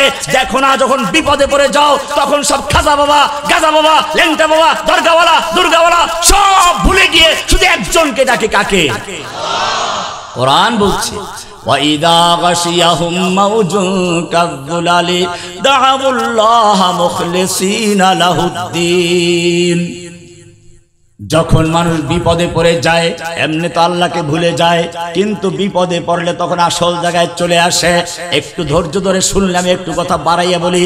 ও মুসলিম, জেনে রাখো, গুরুত্বপূর্ণ আলোচনা তোমার জন্য সামনে রয়েছে, এটাকে একটু বুঝাইয়া যায় যেহেতু মনে পড়লো। কোরআনের একটা আয়াত রয়েছে আলা বিযিকরিল্লাহি তাতমাইন্নুল কুলুব। এই আয়াতটি আমাদের দেশের যারা বীর বুজুর্গরা আছেন তাদের সকলের মুখস্থ আছে, মুরিদদের মুখস্থ আছে। আমি তার সমালোচনা করছি না, প্রশংসাই করছি, মুখস্থ আছে। আমি শুধু এইটাকে একটা ব্যাখ্যা দিচ্ছি। এখানে আলা বিযিকরিল্লাহি, আল্লাহ বলছেন আল্লাহর জিকিরের মাধ্যমে। জিকির মানে স্মরণ করা, জিকির মানে কি? তাতমাইন্নু মানে স্থির হওয়া, তাতমাইন্নু মানে কি? স্থির হওয়া। আল কুলুব মানে হচ্ছে পার্শ্ব পরিবর্তন করা, কলবের বহুবচন। কলব মানে পল্টিবাজ, পার্শ্ব পরিবর্তন করা। তার মানে হচ্ছে আমাদের এই কলবটা বারবার পার্শ্ব পরিবর্তন করে। ছোটবেলায় যখন দুনিয়াতে শিশু অবস্থায় এলাম তখন আমার কলবের সম্পর্ক মায়ের সঙ্গে, মা ছাড়া কলব কিছুই বুঝে না। মায়ের থেকে বিচ্ছিন্ন করলে কান্নাকাটি শুরু হয়ে যায়। একটু বড় হয়ে গেল, এবারে খেলার সাথীদের সঙ্গে কলবের সম্পর্ক হয়ে গেছে, মাকে পল্টি নিয়েছে। এবারে খেলার সঙ্গীদের থেকে আলাদা হয়ে স্কুল কলেজে চলে গেছে। এখন স্কুল কলেজের ছাত্র ভাইরা তার সবচেয়ে আপন, ছাত্রদের সঙ্গে সবসময় সময় কাটে, ওদের কাছে না গেলে মন ভালো লাগে না। কলবের সম্পর্ক এবারে ছাত্র ভাইদের সঙ্গে। এবারে লেখাপড়া শেষ হয়ে গেছে, বিয়ে করেছে, কলব এবারে পল্টি মেরেছে, স্কুল কলেজকে লাথি মেরেছে, বউয়ের সাথে তার কলবের সংযোগ হয়ে গেছে। কিছুদিন পরে বাচ্চা হলো, স্ত্রীকেও পল্টি মেরেছে, বাচ্চার সঙ্গে কলবের সম্পর্ক হয়ে গেছে, বাচ্চা বড় হয়ে গেছে, এবারে নাতি হয়ে গেছে, এবারে দাদু হয়ে গেছো, বুড়া হয়ে বিছনায় পড়ে গেছো। তোমার কাজ হচ্ছে নাতি পালা, নাতিও বড় হয়ে গেছে, এখন আর তোমার সঙ্গে কেউ সঙ্গ দেওয়ার সময় নেই, বুড়ার কাছে কেউ থাকতে চায় না। এইবারে বুড়াকে কেমনে সেই কি যেন কায় বৃদ্ধাশ্রমে পাঠানো হবে কি করে, এই চিন্তায় থাকে। তখন বুড়া চিন্তা করে আমার ওই খেলার বেলার ছেলেরাও তো আপন নয়, স্ত্রী আপন নয়, সন্তান আপন নয়। তখন স্মরণ করে ওই শুরুতে যাকে মনের ভিতরে গাথা ছিল, এবারে তার কথা মনে পড়ে। কোরআন বলছে আলা বিযিকরিল্লাহি তাতমাইন্নুল কুলুব। এখন আল্লাহর স্মরণ আসছে, তাতমাইন্নু স্থির হয়ে গেছে। আল কুলুব মানে পার্শ্ব পরিবর্তন করা, পল্টিবাজ কলব। বারবার পল্টি নিয়ে এখন যখন বৃদ্ধ অবস্থায় পড়ে গেছো, দুনিয়ার কোন জায়গায় তোমার স্থান নেই। এখন তুমি বিছনায় বসে বসে একজন কি বলো আপন কে? আলা বিযিক্রিল্লাহি তাতমাইন্নুল কুলুব। এটাই হচ্ছে নফসে মুতমাইন্না, আল্লাহর উপর স্থির, আর কোনো কারো দিকে যায় না। খাজা বাবা নাই, গাজা বাবা নাই, এটাই হচ্ছে তোমার সম্পর্ক রবের সাথে। আল্লাহ হচ্ছেন রব, 3 অক্ষরের নাম, তুমি হচ্ছ আব্দ। এটাই তুমি আল্লাহর সঙ্গে অঙ্গীকার করেছো দুনিয়াতে আসার আগে। দুনিয়াতে আসার পরেও তোমাকে বারবার রবের কথা মনে করানো হচ্ছে। ঈমানের পরে সবচেয়ে বড় ইবাদত হচ্ছে সালাত। সালাতে দাঁড়িয়ে তুমি বলছো আলহামদুলিল্লাহি রাব্বিল আলামিন। এবারে রুকুতে গিয়ে বলছো সুবহান রাব্বিল আযীম। রুকুর থেকে সোজা দাঁড়িয়ে বলছো রব্বানা ওয়ালাকাল হামদ। আবার সিজদায় গিয়ে সুবহান রাব্বিল আলা। দাঁড়ানো অবস্থায় রব, রুকুতে গিয়ে রব, রুকুর থেকে সোজা হয়ে রব, সিজদায় গিয়ে রব। আবার যখন তুমি দুনিয়ার থেকে কবরে চলে যাবে, আখিরাতের প্রথম ঘাটিতে চলে যাবে, তখন তোমাকে 3টা প্রশ্ন করা হবে। প্রথম প্রশ্ন মান রব্বুকা, বলো তোমার রব কে ছিল? কোনো ঘোষক ছিল না, কোনো জননেতা কি জনক ছিল না, কোনো নেতা নেত্রী ছিল। তখন তোমাকে বলতে হবে মান রব্বুকা, কে তোমার রব বলো। এই কারণে যত যুগে যুগে নবীরা এসেছেন প্রথমে দাওয়াত দিয়েছেন রবের। তুমি মুসা আলাইহিস সালামকে দেখো, ফেরাউনকে গিয়ে দাওয়াত দিয়েছেন রব্বুল আলামিনের প্রতি মানানো। ফেরাউন বলছে আমার রব্বুল আলামিন, ও তোমাদের রবটা আবার কে? আমি তো তোমার রব। এই মুসা, তোকে আমি তো লালন পালন করেছি। রব মানে সে বুঝলো। এই কারণে আমি আমার এই বইতে লিখে দিয়েছি রব মানে কোনো ইনা। রবের মধ্যে 3টা জিনিস আছে, আল খলকু ওয়াল মুলকু ওয়াল আমর। খলক, মুলক, আমর, সৃষ্টি করা, মালিকানা, আদেশ জারি করা। এটা সূরা তাহা 50 নম্বর আয়াতে মুসা আলাইহিস সালাম সেই ফেরাউনকে যে উত্তর দিয়েছিলেন, সেই উত্তরটা আল্লাহ তাআলা কোট করে দিয়েছেন। কোরআন বলছে আলা রাব্বুনাল্লাযী আতা কুল্লা শাইইন খালকাহু সুম্মা হাদা। ও ফেরাউন, আমি যে রবের দাওয়াত দেই, সেই রব তোর মতো কোনো দুর্বল রব নয়। এক সময় ছিল বীর্য, পৃথিবীর যুগে যুগে চলে গেছে, তোর নাম নিশানাও ছিল না। এমনকি যেদিন তুই মায়ের পেটে ঢুকেছিস, ওই দিন তোর মায়ও জানে না। কয়েকদিন পরে মা বমি বমি ভাব, ডাক্তারের কাছে গেল। ডাক্তার বলল তোমার পেটের মধ্যে কেউ একজন আসছে। দুনিয়াতে আসলি, শিশু অবস্থায় ব্যবহার করছিস, এরপরে একটু বড় হলি, এরপরে বুড়ো হলি, এরপরে কবরে চলে যাবি। ও ফেরাউন, জেনে রাখবি আমি যে রবের দাওয়াত দিচ্ছি, সেই রব তোর মতো কোনো দুর্বল নয়। রব্বুনাল্লাযী আতা কুল্লা শাইইন খালকাহু সুম্মা হাদা। আমি যেই রবের দাওয়াত দেই, সেই রব হচ্ছেন তিনি, যিনি সমস্ত মাখলুকাতকে সৃষ্টি করেছেন। সৃষ্টি করার পরে আবার জীবনের যখন যা প্রয়োজন, হাদা জরিয়ায় মাস কি তরফ রাহনুমাই করনা, যখন যা প্রয়োজন সবগুলো নিজের পক্ষ থেকে বুঝে শুনে বন্দোবস্ত করেন। তুমি কি চিন্তা করো না, যখন তুমি তোমার মায়ের পেটে ছিলে, মায়ের পেটে যখন তোমার বডি তৈরি হয়ে গেল, রূহ চলে আসলো, ক্ষুধা লেগে গেছে, খাবারের প্রয়োজন, মায়ের পেটের ভিতরে তোর জন্য খাবার দেওয়ার মতো দুনিয়ার কোনো খাদ্যমন্ত্রীর পক্ষে সম্ভব ছিল না। আল্লাহ রাব্বুল আলামিন যিনি তোমাকে মায়ের পেটে সৃষ্টি করেছেন, তিনি তোমার মায়ের মাসিক ঋতুস্রাব বন্ধ করে দিয়ে, মায়ের নাভির সঙ্গে সংযোগ দিয়ে বিনা দরখাস্তে বিনা আবেদনে খাওয়ার বন্দোবস্ত করেছেন। কালা রাব্বুনাল্লাযী আতা কুল্লা শাইইন খালকাহু সুম্মা হাদা। ও ফেরাউন, এবারে মায়ের পেটের থেকে বড় হয়ে গেছে বাচ্চা, দুনিয়াতে আসতে হবে। দুনিয়াতে আসলে কি খাবে? দুনিয়াতে আসার পরে যদি দুনিয়াতে এসে নরম খায়, গলায় একটু ঠান্ডা সর্দি লাগতে পারে, ঠান্ডা হলে সর্দি লাগতে পারে, গরম হলে পরে মুখ পুড়ে যেতে পারে, শক্ত হলে গলায় আটকে যেতে পারে। আল্লাহ রাব্বুল আলামিন আবার নিজের রবের পরিচয় দিলেন। মায়ের বুকের ভিতরে এমন একটা শাল দুধ তৈরি করে দিলেন, যেই দুধটা একদিকে গরম না, আর একদিকে খুব ঠান্ডাও না, হালকা গরম, আবার একেবারে নরম না, একেবারে শক্ত না। একদিকে খাবারের কাজ করে, আর একদিকে পানির কাজ করে, আর একদিকে দুনিয়াতে আসার পরে যত রোগ জীবাণুর আক্রমণ হবে, সমস্ত রোগ জীবাণুর টিকা হিসেবে আল্লাহ রাব্বুল আলামিন মায়ের বুকে শাল দুধ তৈরি করে দিয়েছেন। জোরে বলুন সুবহানাল্লাহ। ক্বালা রাব্বুনাল্লাযী আতা কুল্লা শাইইন খালকাহু সুম্মা হাদা। শুধু এ পর্যন্তই নয়, এবারে দুধ পান করতে করতে বাচ্চা 1.5-2 বছর হয়ে গেছে, এখন শুধু দুধ পান করলে চলবে না, এখন তাকে মুরগির বাচ্চা কবুতরের বাচ্চা খেতে হবে। আল্লাহ রাব্বুল আলামিন আবার তার রবের পরিচয় দিলেন, ওই বাচ্চার মুখের ভিতরে এক একটা করে মুক্তার মতো দাঁত দিয়ে ভরে দিলেন।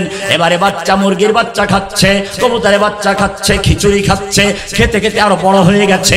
এখন তাকে খাসির মাথা চাবাতে হবে, গরুর হাড্ডি চাবাতে হবে। আল্লাহ রাব্বুল আলামিন আবার নিজের রবের পরিচয় দিলেন, ওই ছোটবেলার ছোট দাঁতগুলো ভেঙে দিয়ে বড় বড় দাঁত দিয়ে মুখটা ভরে দিয়েছেন।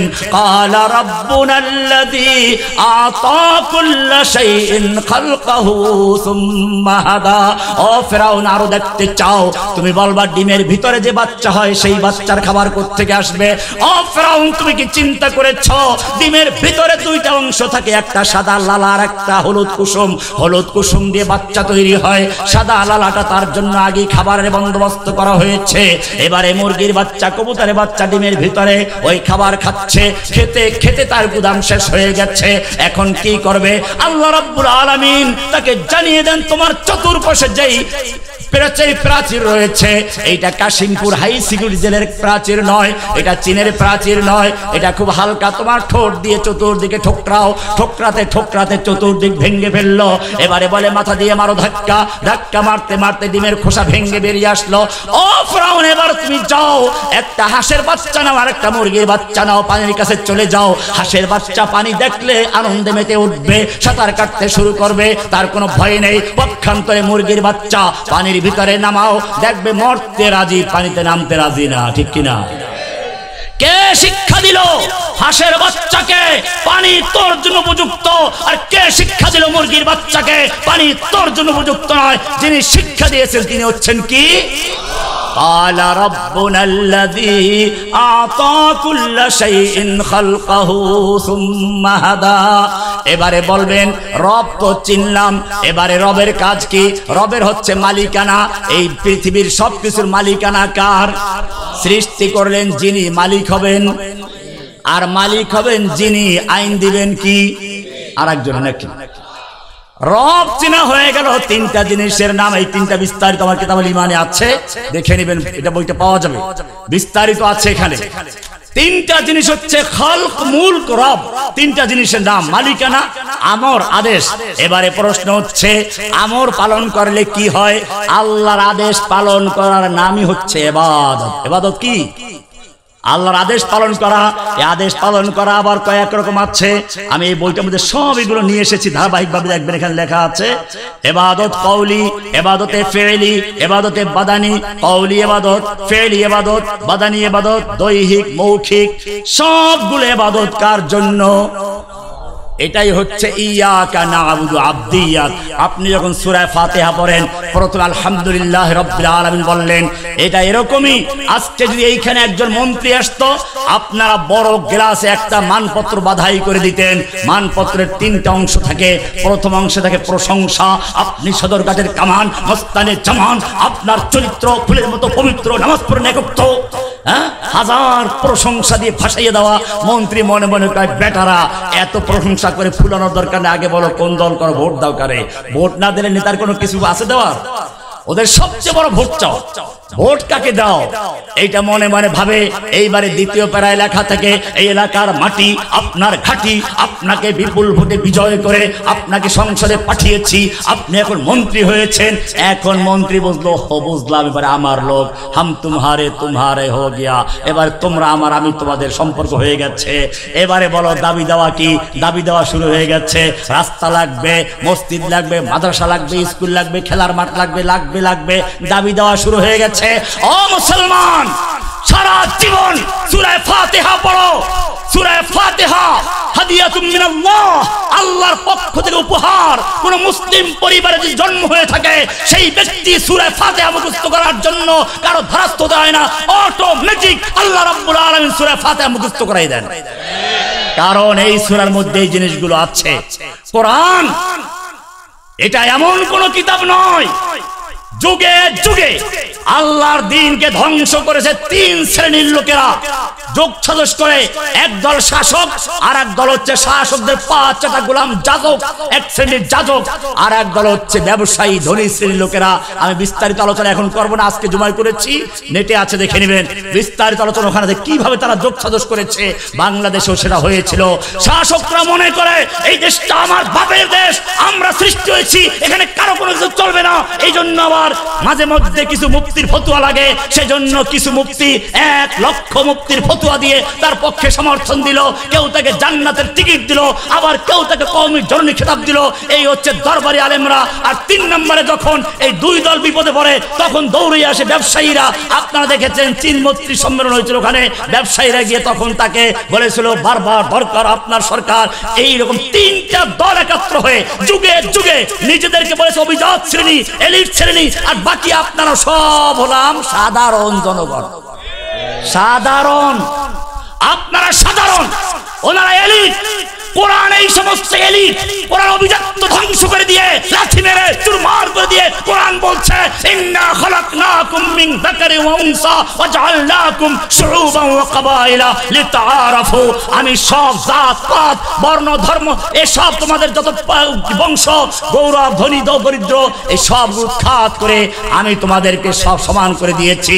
আমার কাছে একটা অভিজাত্য আছে, তা হচ্ছে ইন্না আকরামাকুম ইনদাল্লাহি আতকাকুম। তোমাদের মধ্যে সবচেয়ে বড় মুত্তাকি যে সে আল্লাহর কাছে বড় পরহেজগার, যে সে আল্লাহর কাছে বেশি সম্মানিত, সে অভিজাত্য অধিকার রাখে।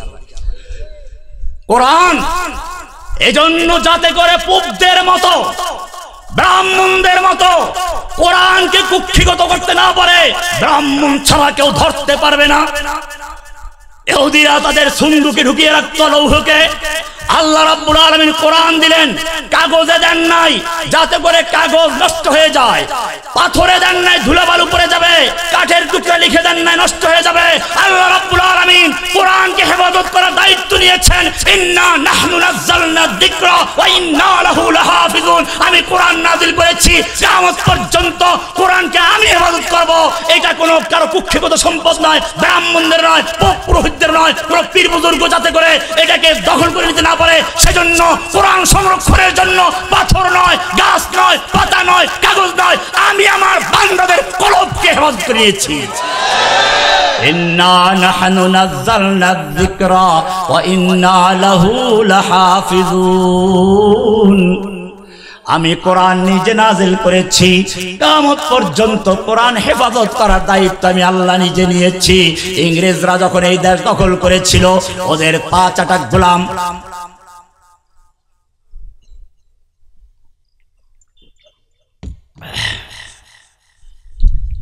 দরবারি মৌলবীদেরকে জিজ্ঞেস করল, এখন যেমন 1 লক্ষ মুফতির ফতোয়া নিয়ে কিতাব লিখেছে, ওই সময় একজন মুফতি ছিল গোলাম মাহমুদ কাদিয়ানী, সেও কিতাব লিখেছিল 1 লক্ষ মুফতির না, সে তো আরো বেশি লিখেছিল। সে বলছে আমি ইংরেজদের পক্ষে যত কিতাব লিখেছি সেই কিতাবগুলো বহন করতে গেলে 50টা উটের প্রয়োজন। কত বড় দালালি করেছে এই লোকটা, দালালি করলো। এরকম আরো অনেক দালাল ছিল, ইংরেজদেরকে পরামর্শ দিল তোমরা এই দেশ দখল করেছো, কিন্তু যদি স্থায়ী ক্ষমতা দখল করতে চাও, যদি স্থির থাকতে চাও, তাহলে ভারতবর্ষের থেকে মুসলিমদের ধ্বংস করতে হবে। আর মুসলিমদের ধ্বংস করতে হলে তাদের আলেমদেরকে ধ্বংস করতে হবে। আলেমদেরকে ধ্বংস করার আগে কোরআন পুড়িয়ে ফেলতে হবে, মাদ্রাসা বন্ধ করতে হবে, মসজিদ বন্ধ করতে হবে। আপনারা জানেন তখন ভারতে প্রায় 80,000 মাদ্রাসা বন্ধ করে দেওয়া, পুড়িয়ে দেওয়া হয়। 3 লক্ষ কোরআনে কারিমকে দিল্লি শাহী মসজিদের সামনে একত্র করে পুড়িয়ে দেওয়া হয়। আলেম ওলামাদেরকে জীবন্ত অবস্থায় ঘোড়ার ভিতর উটের শুকুরের চামড়ার ভিতরে ঢুকিয়ে উঠে ঘোড়ার পায়ের সঙ্গে বেঁধে দৌড়ানো হয়। ওলামায়ে কেরামদেরকে দিল্লির প্রত্যেকটা রাস্তার গাছে গাছের সঙ্গে ফাঁসি দিয়ে ঝুলিয়ে রাখা হয়, যাতে করে সবাই দেখে ভয় পেয়ে যায়। এইভাবে আলেম ওলামা নির্যাতন করা হলো, মাদ্রাসা বন্ধ করে দেওয়া হলো, মসজিদগুলোকে ঘোড়া রাস্তা বানানো হলো। এরপরেও ইংরেজ বিরোধী আন্দোলন বন্ধ হওয়া দূরের কথা, ভারতবর্ষ জুড়ে পুরো গোটা ভারতে ইংরেজ বিরোধী আন্দোলন দাবানলের মতো জ্বলে উঠলো। তখন ইংরেজ সরকার আবার সেই দালালদেরকে ডেকে বলল, তোমাদের পরামর্শ অনুযায়ী মাদ্রাসা বন্ধ করেছি, মসজিদ বন্ধ করেছি, আলেমদেরকে হত্যা করেছি, মসজিদ কোরআনগুলো পুড়িয়ে দিয়েছি, বলো কেন এখন ইংরেজ বিরোধী আন্দোলন দাবানলের মতো জ্বলে উঠছে? কোত্থেকে আসছে এগুলো? কেন কোরআন ধ্বংস করা যাচ্ছে না? তখন এই নেমক হারামেরা নেমক হালাল করার জন্য ইংরেজদের সামনে কতগুলো মাদ্রাসার ছেলেদেরকে ধরে নিয়ে হাজির করে বলল, তোমরা যেই কোরআন পুড়িয়েছ ওটা কাগজের কোরআন পুড়িয়েছ, যেই মাদ্রাসা বন্ধ করেছ ইটের আর কাঠের মাদ্রাসা বন্ধ করেছ, কিন্তু জেনে রাখবে এই যে বাচ্চাগুলো দেখতে পাচ্ছ, প্রত্যেকটা বাচ্চার কলমের ভিতরে কোরআন সংরক্ষিত আছে, কিয়ামত পর্যন্ত কোরআনকে ধ্বংস করতে পারবে না। ইন্না নাহনু নাযালনা যিকরা ওয়া ইন্না লাহু লাহাফিজুন। হেফাজত করার মালিক কে? তোমাকে সূরা ফাতিহাটা সবাইকে আল্লাহ মুখস্থ করিয়ে দিয়েছেন। তুমি যদি মুসলিম ঘরে জন্ম হয়ে থাকো, তুমি পারলে বলো সূরা ফাতিহাটা কবে মুখস্থ করেছো? বলতে পারবে না। কারণ হচ্ছে এই সূরাটা আল্লাহ নিজ দায়িত্বে সবাইকে মুখস্থ করাইয়া দেন। জোরে বলুন সুবহানাল্লাহ। এই সূরার মধ্যে তিনটা অংশ আছে। প্রথম তিনটা আয়াত হচ্ছে আল্লাহর প্রশংসা, আলহামদুলিল্লাহি রাব্বিল আলামিন আর রহমানির রহিম মালিকি ইয়াউমিদ্দিন। এবারে তুমি আল্লাহর প্রশংসা করতে থাকলে আল্লাহ তোমাকে জানতে চান, ওই নেতাও যেমন জানতে চায় ভোট দাও কাকে। আল্লাহ রাব্বুল আলামিন তোমার কাছে জানতে চান তুমি আমার সাথে সম্পর্ক কি, বলো এত প্রশংসা করেছো, আমার সঙ্গে তোমার সম্পর্ক কি, তোমার সাথে আমার পরিচয়টাকে পরিচয় দেওয়া গে। এইবারে বান্দা বলছে ইয়াকা নাবুদু ওয়া ইয়াকা নাস্তাঈন। ও রব্বুল আলামিন, আমার পরিচয় হচ্ছে ইয়াকা নাবুদু, আমি কেবলমাত্র শুধুমাত্র তোমারই গোলামি করি, আমি হচ্ছি তোমার আব্দ, তুমি আমার রব, আমি তোমার আব্দ, আমার কাজ হচ্ছে তোমার গোলাম, আর তুমি হচ্ছে আমার মালিক। গোলাম আর মালিকের সম্পর্ক। আমরা কার গোলাম? না খাজা বাবার গোলাম, গাজা বাবার গোলাম, ল্যাংটা বাবার গোলাম, আটটসি বাবার গোলাম, মাইজবান্ডারি বাবার গোলাম। কোরআন পরিষ্কার বলে দিয়েছে, যদি মুসলিম হও ইয়াকা নাবুদু, ইয়াকা আগে নাবুদু পরে, কেবলমাত্র শুধুমাত্র তোমারই গোলামি করি, অন্য কারো গোলাম নই। ইয়াকা নাবুদু। এবারে বলছে তাহলে আর কি চাও? ওয়া ইয়াকা নাস্তাঈন, তোমার কাছে সাহায্য চাই, অন্য কারো গোলাম তো তোমার, আমি কোনো মাজারের কাছে প্রার্থনা করি না। ও মুসলমান, যারা আল্লাহর জন্য সিজদা করা ইবাদত, আল্লাহর কাছে প্রার্থনা করা ইবাদত, আল্লাহর নামে মান্যত করা যদি ইবাদত হয়, আল্লাহর নামে পশু জবাই করা, কুরবানি করা যদি ইবাদত হয়, সেই মানুষটা যখন গিয়ে আল্লাহকে বাদ দিয়ে কোনো মাজারে সিজদা করে, তখন কার ইবাদত করছে? কোন পীরের পায়ে সিজদা করলে কার ইবাদত করলো? আল্লাহর কাছে মান্যত করলে আল্লাহর ইবাদত হয়, মাজারের নামে মান্যত করলে কার ইবাদত হয়? ও মুসলমান, আল্লাহর নামে যদি কোন দান খয়রাত করো আল্লাহর ইবাদত হয়, মাজারে গিয়ে টাকা পয়সা দান করলে কার ইবাদত করছো? ইয়াকা নাবুদু ওয়া ইয়াকা নাস্তাঈন। আব্দ, আমরা গোলাম কার? ইয়াকা নাবুদু ও রব্বুল আলামিন, আমরা কেবলমাত্র তোমারই গোলামি করি, তোমার গোলামি করতে থাকবো। পরিচয় হয়ে গেছে, আমরা সব সময় গোলাম থাকবো কার? মসজিদে কার গোলাম? আদালতে গোলাম কার? ব্যাংকে গোলাম কার? সংসদে গোলাম কার? সব জায়গায় গোলাম। ইয়াকা নাবুদু ও রব্বুল আলামিন, আমরা কেবলমাত্র তোমারই গোলাম। কোরআন পরিষ্কার করে দিয়েছে, এই কোরআন গোলামি করতে হবে সব জায়গাতে। ইহদিনাস সিরাতাল মুস্তাকিম, বলো কি সাহায্য করতে পারি? ওই যে রাস্তা, দুনিয়াতেও রাস্তা চায়, আল্লাহর কাছেও রাস্তা চাইলো, সিরাতে মুস্তাকিম। আল্লাহ তোমাকে পাওয়ার জন্য সঠিক রাস্তা, সরল রাস্তাটা আমরা চাই, যেই রাস্তায় কোনো বক্রতা নাই। আল্লাহর নবী নিজে সোজা একটা দাগ দিলেন, সোজা দাগ, এরপরে ডানে বামে অনেকগুলো দাগ দিলেন, তারপরে বললেন এই মাঝখানের দিকে হাত থেকে বলেন হাদা সাবিলুল্লাহ, এটা হচ্ছে আল্লাহর রাস্তা, আর এই যে ডানের রাস্তা বামের রাস্তা এগুলো শয়তানের রাস্তা। আলা কুল্লি সাবিলিম মিনহা শাইতান, প্রত্যেকটা রাস্তার মুখে মুখে এক একটা শয়তান বসে আছে। যখনই কোনো ব্যক্তি সিরাতে মুস্তাকিমে চলতে চায়, তখনই ওই শয়তান বলে এই রাস্তায় ঢোকো, ওই রাস্তায় ঢোকো, এক এক রাস্তায় ঢুকিয়ে দিতে চায়। ও মুসলমান, ভালো করে জেনে রাখো, আল্লাহ রাব্বুল আলামিন এই কোরআন দিয়েছেন কোরআন দিয়ে শাসন করার জন্য, কোরআনের রাজ কায়েম করার জন্য। নবী এই কোরআনকে প্রতিষ্ঠা করার জন্য কাজ করেছেন। তোমার চেয়ে তোমার নবীর রক্ত অনেক মূল্যবান ছিল, তোমার চেয়ে তোমার নবীর চেহারা অনেক সুন্দর ছিল, তোমার চেয়ে তোমার নবীর তাহাজ্জুদ অনেক বেশি ছিল। কোরআনকে জিজ্ঞেস করো, আল্লাহর নবী যখন আল্লাহর নবীর সামনে কেউ জোরে কথা বলছে, সঙ্গে সঙ্গে ওহী নাযিল হয়ে গেছে, ইয়া আইয়ুহাল্লাযীনা আমানু লা তারফাউ আসওয়াতাকুম ফাওকা সাওতিন নবী। হে ঈমানদারগণ, খবরদার, নবীর আওয়াজের চেয়ে জোরে আওয়াজ করে কথা বলবি না। এমনটা যদি করিস, আন তাহবাতা আমালুকুম, তোদের জীবনের সমস্ত আমল বরবাদ হয়ে যাবে, টের পাবি না। নবীর এত মূল্য, নবীর চেয়ে জোরে কথা বললে আল্লাহ ওহী নাযিল করে দেন। আরো সামনে চলো, আল্লাহর নবী কোরআন মুখস্থ করছেন, ঠোঁট নাড়াচাড়া করছেন, কষ্ট করছেন। সঙ্গে সঙ্গে আল্লাহ রাব্বুল আলামিন জিবরাইলকে বললেন, যাও কোরআনকে নবীকে গিয়ে বলো, লা তুহাররিক বিহি লিসানাকা লিতাজালা বি ইন্না আলাইনা জামাআহু ওয়া কুরআনা। হে নবী, কোরআনকে দ্রুত মুখস্থ করার জন্য ঠোঁট নাড়াচাড়া করবেন না, আপনার কষ্ট করার প্রয়োজন নেই। ইন্না আলাইনা জামাআহু ওয়া কুরআনা, গোটা কোরআনকে নূর বানিয়ে আপনার সিনায় জমা করে দেওয়ার দায়িত্ব আমি আল্লাহ নিজে গ্রহণ করেছি। ও মুসলমান, আরো চিন্তা করে দেখো, নবী তাহাজ্জুদ পড়তে উঠবেন, আল্লাহ কি সুন্দর করে বলছেন, ইয়া আইয়ুহাল মুজাম্মিল কুমিল লাইলা ইল্লা কালিলা। ও মুজাম্মিল, তুমি রাত্রি জাগরণ করো, তবে কিছুক্ষণ ঘুমাও। কতক্ষণ ঘুমাবো? সারা রাত ইবাদত করার প্রয়োজন নেই।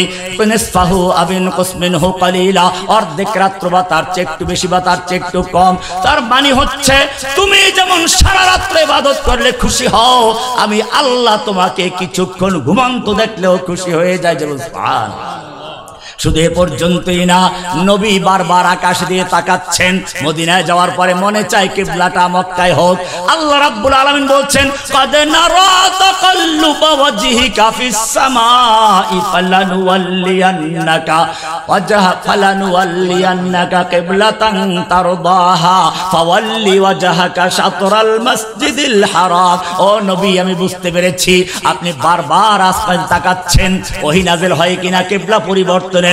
জান, আপনাকে আমি সন্তুষ্ট করলাম। ওয়ালা সাউফা ইউতিকা রাব্বুকা ফাতারদা। আপনি কষ্ট পেয়েছেন, আপনার স্ত্রী মারা গেছে, আপনার চাচাও মারা গেছে, এখন আর কথা বলার মতো কেউ নেই, মক্কা অসহায় হয়ে পড়েছেন। ও জিবরাইল, যাও আমার নবীকে ডেকে আনো। আল্লাহর নবী এখন তার খাদিজার মতো স্ত্রী মারা গেছে, আবু তালেবের মতো চাচাটাও মারা গেছে একই বছরে। এখন গল্প করার কেউ নেই, কথা বলার কেউ নেই, যাও ডেকে নিয়ে আসো। আমি তার সঙ্গে সরাসরি কথা বলছি। সুবহানাল্লাযী আসরা বিআবদিহি লাইলাম মিনাল মাসজিদিল হারাম ইলাল মাসজিদিল আকসা। ডেকে নিয়ে গেলেন আল্লাহর কাছে, কত কাছে গেছেন। সুম্মা দানা ফাতাদাল্লা ফাকানা কাবা কাউসাইনি আও আদনা ফাআওহা ইলা আবদিহি মা আওহা। নবীকে কেউ বলছে, মিথ্যা বলে বলছেন না, মা ইয়ান্তিকু আনিল হাওয়া ইন হুয়া ইল্লা ওয়াহয়ুন ইউহা। আমার নবী বানাইয়া কথা বলেন না। ওয়ালাউ তাকাব্বালা আলাইনা বাদাল আকাবিল, আমার নবী যদি কোনো কথা বানাইয়া বলতেন, লা আখাযনা মিনহু বিল ইয়ামিন, আমি তার ডান হাতটা চেপে ধরতাম। সুম্মা লাকাতানা মিনহুল ওয়াতিন, আমি তার গর্দানের শাহরতটা কেটে ফেলতাম। ফামা মিনকুম মিন আহাদিন আনহু হাজিদিন, কেউ তা ফিরিয়ে রাখতে পারতে না। এবারে নবীর চরিত্র নিয়ে কেউ প্রশ্ন করছে, আল্লাহ বলছেন না, ইন্নাকা লাআলা খুলুকিন আযীম, আপনি মহান চরিত্র অধিকারী। নবীকে কেউ পাগল বলছে, কোরআন প্রতিবাদ করে বলছে, ওমা আনতা বিনি'মাতি রাব্বিকা বিমাজনুন, মা আনতা বিনি'মাতি রাব্বিকা বিমাজনুন, আপনি কোনো পাগল নয়। নবীকে বলছে নির্বংশ পুত্র সন্তান মারা গেছে, কোরআন প্রতিবাদ করে বলছে, ইন্না শানিয়াকা হুয়াল আবতার, আপনি নির্বংশ নয়, যারা আপনাকে নির্বংশ বলেছে ওরাই কিয়ামত পর্যন্ত নির্বংশ হয়ে থাকবে। নবীর নাম নেওয়ার কেউ নেই। কোরআন বলছে ওয়ারাফানা লাকা যিকরাক, আমি আপনার মর্যাদাকে সমুন্নত করেছি, কিয়ামত পর্যন্ত আপনার নাম যদি কেউ নাও নেয়, আজানের মধ্যে চলতে থাকবে, একামতে চলতে থাকবে, আমার নাম যেখানে আসবে আপনার নাম সেখানে থাকবে। ওয়ারাফা'না লাকা যিকরাক, নবীর জন্য যদি কেউ বলে এই নবীর পরে কোন নবী আসবে কিনা, কোরআন বলছে না না, মা কানা মুহাম্মাদুন আবা আহাদিম মির রিজালিকুম ওয়ালাকির রাসূলুল্লাহি ওয়া খাতামান নবিয়্যিন। প্রত্যেকটা পদক্ষেপে নবীকে প্রশ্ন করা অথবা নবীর সম্পর্কে কেউ কথা বলছে, আল্লাহ সঙ্গে সঙ্গে উত্তর দিয়ে দিচ্ছেন। এবারে আমার প্রশ্ন হচ্ছে, এত মায়া যেই নবীর জন্য, সেই নবী উহুদের ময়দানে যুদ্ধ করছেন, গোটা শরীর লোহার পোশাক পরা, মাথায় হেলমেট পরা, একটা কাফের দেখলো আক্রমণ করার মতো কোনো জায়গা নেই, কোথায় মারবো, শক্ত তলোয়ার দিয়ে নবীর মাথার লোহার হেলমেটে আঘাত করলো, লোহা ভেঙ্গে নবীর গালের ভিতর দিয়ে ঢুকে মারির দুটা দাঁত পড়ে গেল, লোহা ভিতরে রয়ে গেল। যুদ্ধের পরে একজন সাহাবী সেই লোহা টান দিলেন দাঁত দিয়ে, তার দুটো দাঁত পড়ে গেল, নবীর লোহার দাঁত, লোহাটা বের হয়ে আসলো, গোটা মুখটা রক্তে রঞ্জিত হয়ে গেল। ও মুসলমান, তোমার যদি একটু দাঁতে ব্যথা হয় তুমি পাগল হয়ে যাও, আর তোমার নবী রক্তে রঞ্জিত হলেন আর তুমি মিলাদ পড়ার কবিতা পাইয়ে গেলা, কর দিয়া জঙ্গে উহুদ মে মুস্তাফা দন্দা শহীদ, ये खिलाफत ये शरीयत हमको मिलने के लिए, या नबी সালাম আলাইহি। তুমি কবিতা পেয়েছো, তোমার নবীকে রক্তাক্ত হতে হয়েছে কেন? তোমার নবীর মর্যাদা তোমার চেয়ে আল্লাহর কাছে অনেক বেশি, কেন নবীকে রক্তাক্ত হতে হয়েছে? ভালো করে শুনো, কোরআন তোমাকে উত্তর দিবে। তুমি হয়তো বলবে নবীর সঙ্গে ওই সময় সম্পর্ক ছিন্ন হয়ে গিয়েছিল, কোরআন বলছে না, মা ওয়াদ্দাকা রাব্বুকা মা ক্বালা, হে নবী আপনাকে আপনার রব ছেড়েও দেন নাই, আপনার প্রতি অসন্তুষ্ট হন নাই, বলে তাহলে কেন আমাকে এত মারলো, তুমি ফিরাও নাই? কোরআন বলছে আম হাসিবতুম আন তাদখুলুল জান্নাহ, আম হাসিবতুম আন তাদখুলুল জান্নাতা ওয়ালাম্মা ইয়াতিকুম مثل الذين خلوا من قبلكم مستهم البأساء والضراء وزلزلوا حتى يقول الرسول والذين آمنوا معه متى نصر الله। ও মুমিন, তুমি কি মনে করেছো এমনিতেই জান্নাতে ঢুকে যাইবা, অথচ তোমার কাছে আসবে না ইব্রাহিমের সে আগুনের পরীক্ষা, ইব্রাহিমের মতো মুসার মতো যুদ্ধ করা, তোমার নবীর মতো লৌহ বর্ম পরা। আম হাসিবতুম আন তাদখুলুল জান্নাতা ওয়ালাম্মা ইয়াতিকুম মাসালুল লাযিনা খালাউ মিন ক্বাবলিকুম মাসাতহুমুল বাসাউ ওয়াদ-দাররাউ ওয়া যুলজিলু হাত্তা ইয়াকুলার রাসূল ওয়াল্লাযিনা আমানু মা, এমন কি স্বয়ং রাসূল এবং তার সঙ্গীরা বলতে বাধ্য হলেন মাতা নাসরুল্লাহ, আল্লাহর সাহায্য আর কবে আসবে? এই সময় আল্লাহ বলছেন আলা ইন্না নাসরাল্লাহি করিব। ও মুসলমান, তুমি কেবল সাহাবীদের জীবনী পড়ো, একটু চিন্তা করে দেখো, মক্কার থেকে হিজরত করে মদিনায় চলে গেছেন, বাড়ি নাই, ঘর নাই, স্ত্রী সন্তান সব ত্যাগ করে চলে গেছে মক্কা থেকে মদিনায়। আর মদিনা লোকদেরকেও দেখো কি সুন্দর, তারা নিজেদের বাড়ি ঘরগুলো ছেড়ে দিয়েছে। এমনকি কোন কোন সাহাবী তার বন্ধু সাহাবীকে, মুহাজির সাহাবীকে আল্লাহ নবী ভাই বানিয়ে দিয়েছেন, একজন মুহাজির একজন আনসার ভাই ভাই বানিয়ে দিয়েছেন।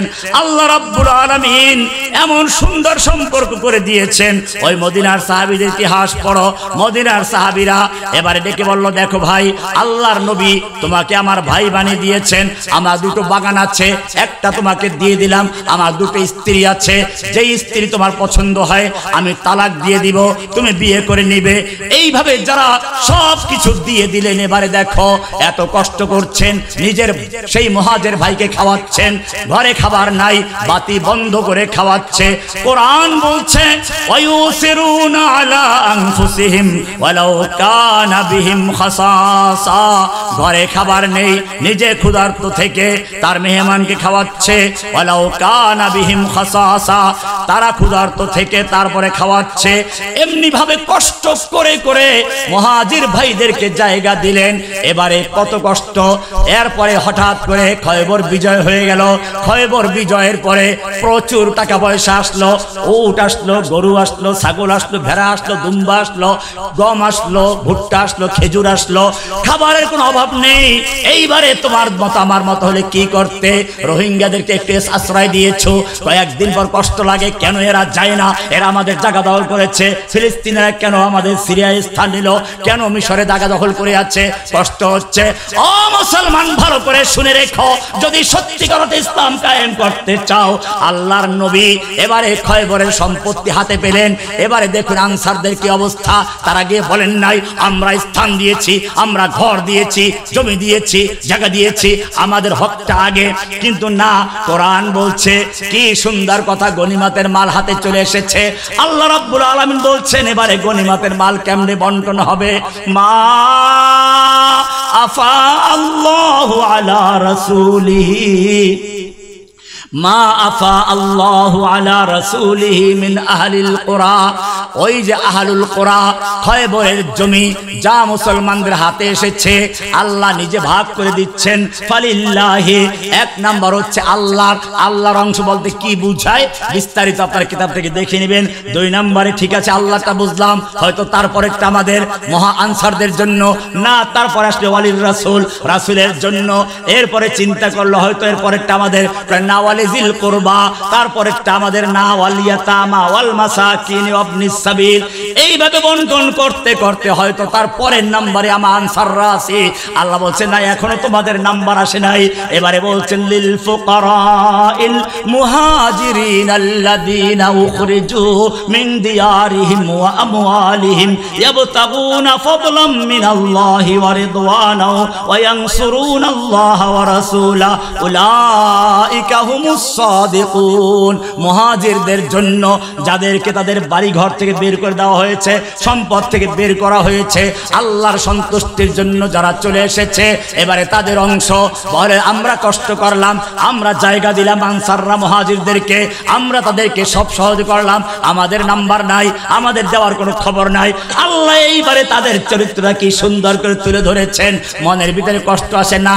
কোরআন বলছে ওয়াল্লাযীনা তাবাওয়াউদ দারা ওয়াল ঈমানা মিন ক্বাবলিহিম ইউহিব্বুনা মান হাজারা ইলাইহিম ওয়া লা ইয়াজিদুনা ফি সুদুরিহিম হাজাতাম মিম্মা উতু ওয়া ইউসিরুনা আলা আনফুসিহিম ওয়ালাউ কানা বিহিম খাসাসা।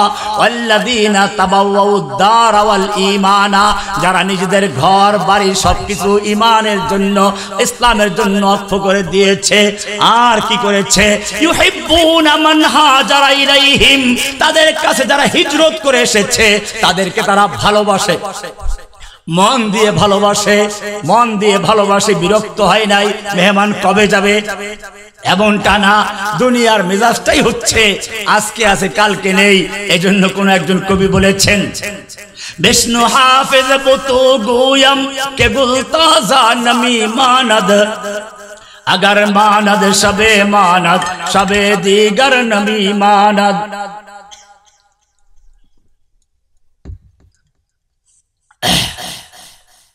আল্লাহ রাব্বুল আলামিন আনসারদের সম্পর্কে কি সুন্দর কথা বলেছেন, খেয়াল করুন। ইউহিব্বুনা মান হাজারা ইলাইহিম, তাদের কাছে যারা হিজরত করে এসেছে তাদেরকে তারা ভালোবাসে, অন্তর দিয়ে মোহাব্বত করে, বিরক্ত হয় নাই। ওয়ালা ইয়াজিদুনা ফি সুদুরিহিম হাজাতাম মিম্মা উতু, অন্তরের যিনি মালিক তিনি সার্টিফাই করছেন তাদের অন্তরের মধ্যে কোনো রকম সংকীর্ণতা নাই, কোনো রকমের ঈর্ষা নাই, কোনো রকমের বিরক্তি নাই। ওয়া ইউসিরুনা আলা আনফুসিহিম, তারা নিজের উপর অন্যকে প্রাধান্য দেয়। ওয়ালাউ কানা বিহিম খাসাসা, যদিও তারা নিজেরা ক্ষুধার্ত থাকে।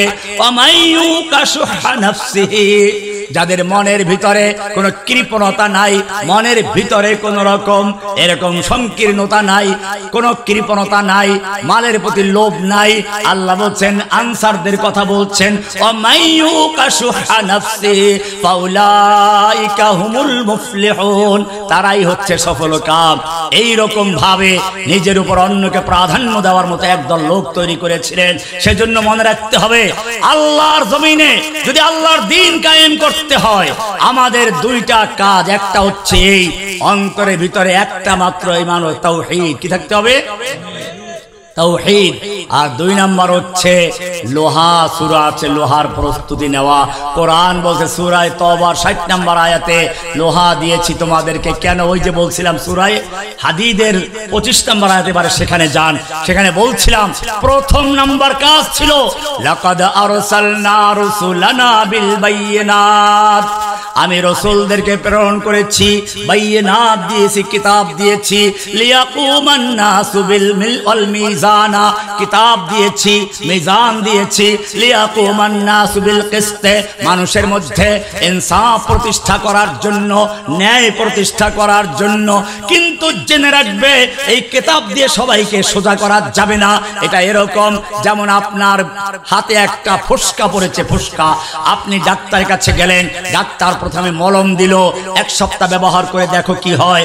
1 সপ্তাহ পরে গেলেন, বললেন না কোনো কিছু হয় নাই। ডাক্তার আবার দিলেন অ্যান্টিবায়োটিক, 1 মাস ব্যবহার করো। 1 মাস ব্যবহার করে গেলেন, কিছুই হয় নাই। এইবারে ডাক্তার ল্যাবে পাঠালো, পরীক্ষাগারে পাঠালো, পরীক্ষা করে দেখলো ক্যান্সার হয়ে গেছে।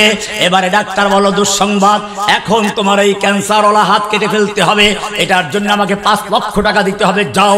লোকটা বাড়ি গেল, গরু বিক্রি করলো, জমি বিক্রি করলো, 5 লক্ষ টাকা এনে ডাক্তারকে দিল। কেন দিল? হাত কাটার জন্য। মৌলভী সাহেবকে দোয়াও চাইলো হাত কাটার জন্য।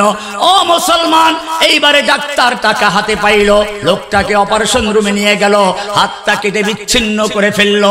আজ পর্যন্ত কোনো বিবেকবান তো দূরের কথা, একটা পাগলও বলে নাই ডাক্তার তার রুমের ভেতরে নিয়ে একটা লোকের অঙ্গহানি কেন ঘটাচ্ছে, কেন একটা অঙ্গ কেটে বিচ্ছিন্ন করছে, অন্যায় কাজ করছে, কেউ বলে না। কারণ সকলেই জানে এই অঙ্গটা ক্যান্সার হয়ে গেছে, এটা না কাটলে বাকি অঙ্গদের বাঁচানো যাবে না, গোটা দেহ নষ্ট হয়ে যাবে। একটা ডাক্তার যেরকম ভাবে একটা রোগীর দেহ কিনে চিন্তা করে, একজন মুমিনের কাছে গোটা দুনিয়ার মানুষ একটা দেহ সমতুল্য। এইখানে যদি কোনো ক্যান্সার হয়, ইসলাম বলে ওই ক্যান্সার কোরআন দিয়ে, মলম দিয়ে, অ্যান্টিবায়োটিকে যদি কাজ না হয়, তাহলে তোমাদের জন্য এবারে অপারেশন করার জন্য লোহা নাযিল করেছি। আনজালনাল হাদিদা ফীহি বাসুন শাদীদ, আমি লোহা নাযিল করেছি যার মধ্যে আছে প্রচন্ড ক্ষমতা। কিসের প্রচন্ড ক্ষমতা? ওই সময় তীর তরবারি ছিল না, আল্লাহর নবী ওই সময়ের জন্য নয়। এই লোহা দিয়ে তৈরি হবে ট্যাঙ্কের মতো অস্ত্র তৈরি হবে, এই লোহা দিয়ে জেট বিমান তৈরি হবে আকাশে যুদ্ধ করার জন্য, এই লোহা দিয়ে সাবমেরিন তৈরি হবে পানির ভিতরে যুদ্ধ করার জন্য। ফীহি বাসুন শাদীদুন ওয়া মানাফিউ লিন-নাস ওয়ালিয়ালাম আল্লাহু মান ইয়ানসুরুহু ওয়া রাসূলুহু বিল গায়ব। আল্লাহ তাআলা দেখতে চান এই লোহা দিয়ে কে আল্লাহ এবং তার রাসূলকে সাহায্য করে। কোরআন পরিষ্কার করে দিয়েছে, অপারেশন লাগবে, ঈমান লাগবে, তাওহীদের ঈমান। অপারেশন লাগবে, লোহার অপারেশন। এজন্য কোরআন বলেছে ওয়ানজালনাল হাদিদা ফীহি বাসুন শাদীদ। কোরআন বলছে প্রশিক্ষণ নিতে হবে। তবে জেনে রাখবে, পরিষ্কার বলি, উল্টা পাল্টা করার জন্য নয়। এই খুচরা খুচরা কোন দল করে এখানে পটকাবাজি করবা, ওখানে পটকাবাজি করবে, আর আমাদের বদনাম হবে। খবরদার, আমরা পরিষ্কার করে দিচ্ছি, এই লোহা ব্যবহার একটা সুপরিকল্পিত হবে দেশের জন্য, ইসলামের জন্য। আমি সেজন্য বলবো, শুধু আমাদের নয়, বাংলাদেশের সেনাবাহিনী, বাংলাদেশের পুলিশ বাহিনীকেও এই লোহার আবিষ্কার করতে হবে, অস্ত্র তৈরি শিখতে হবে।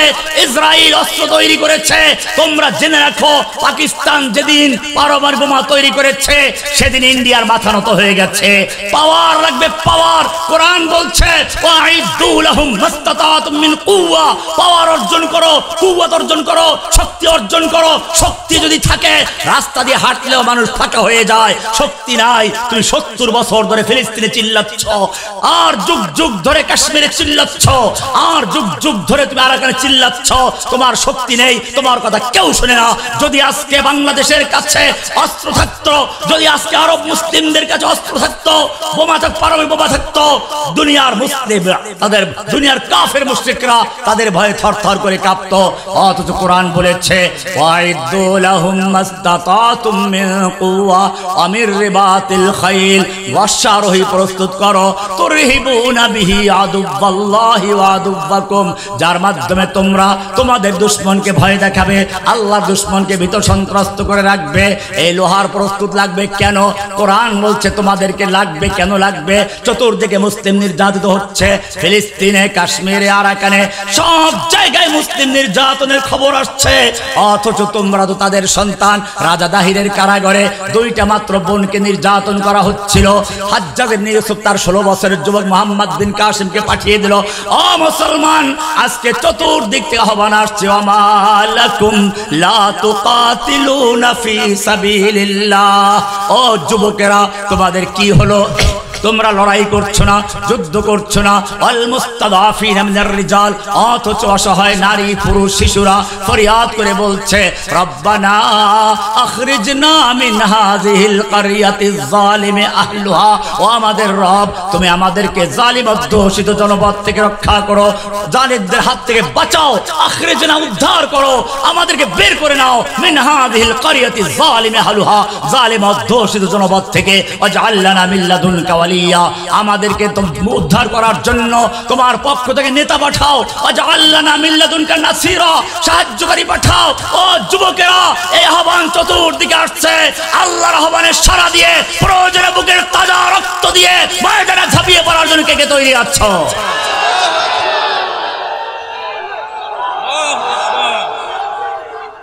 الجهاد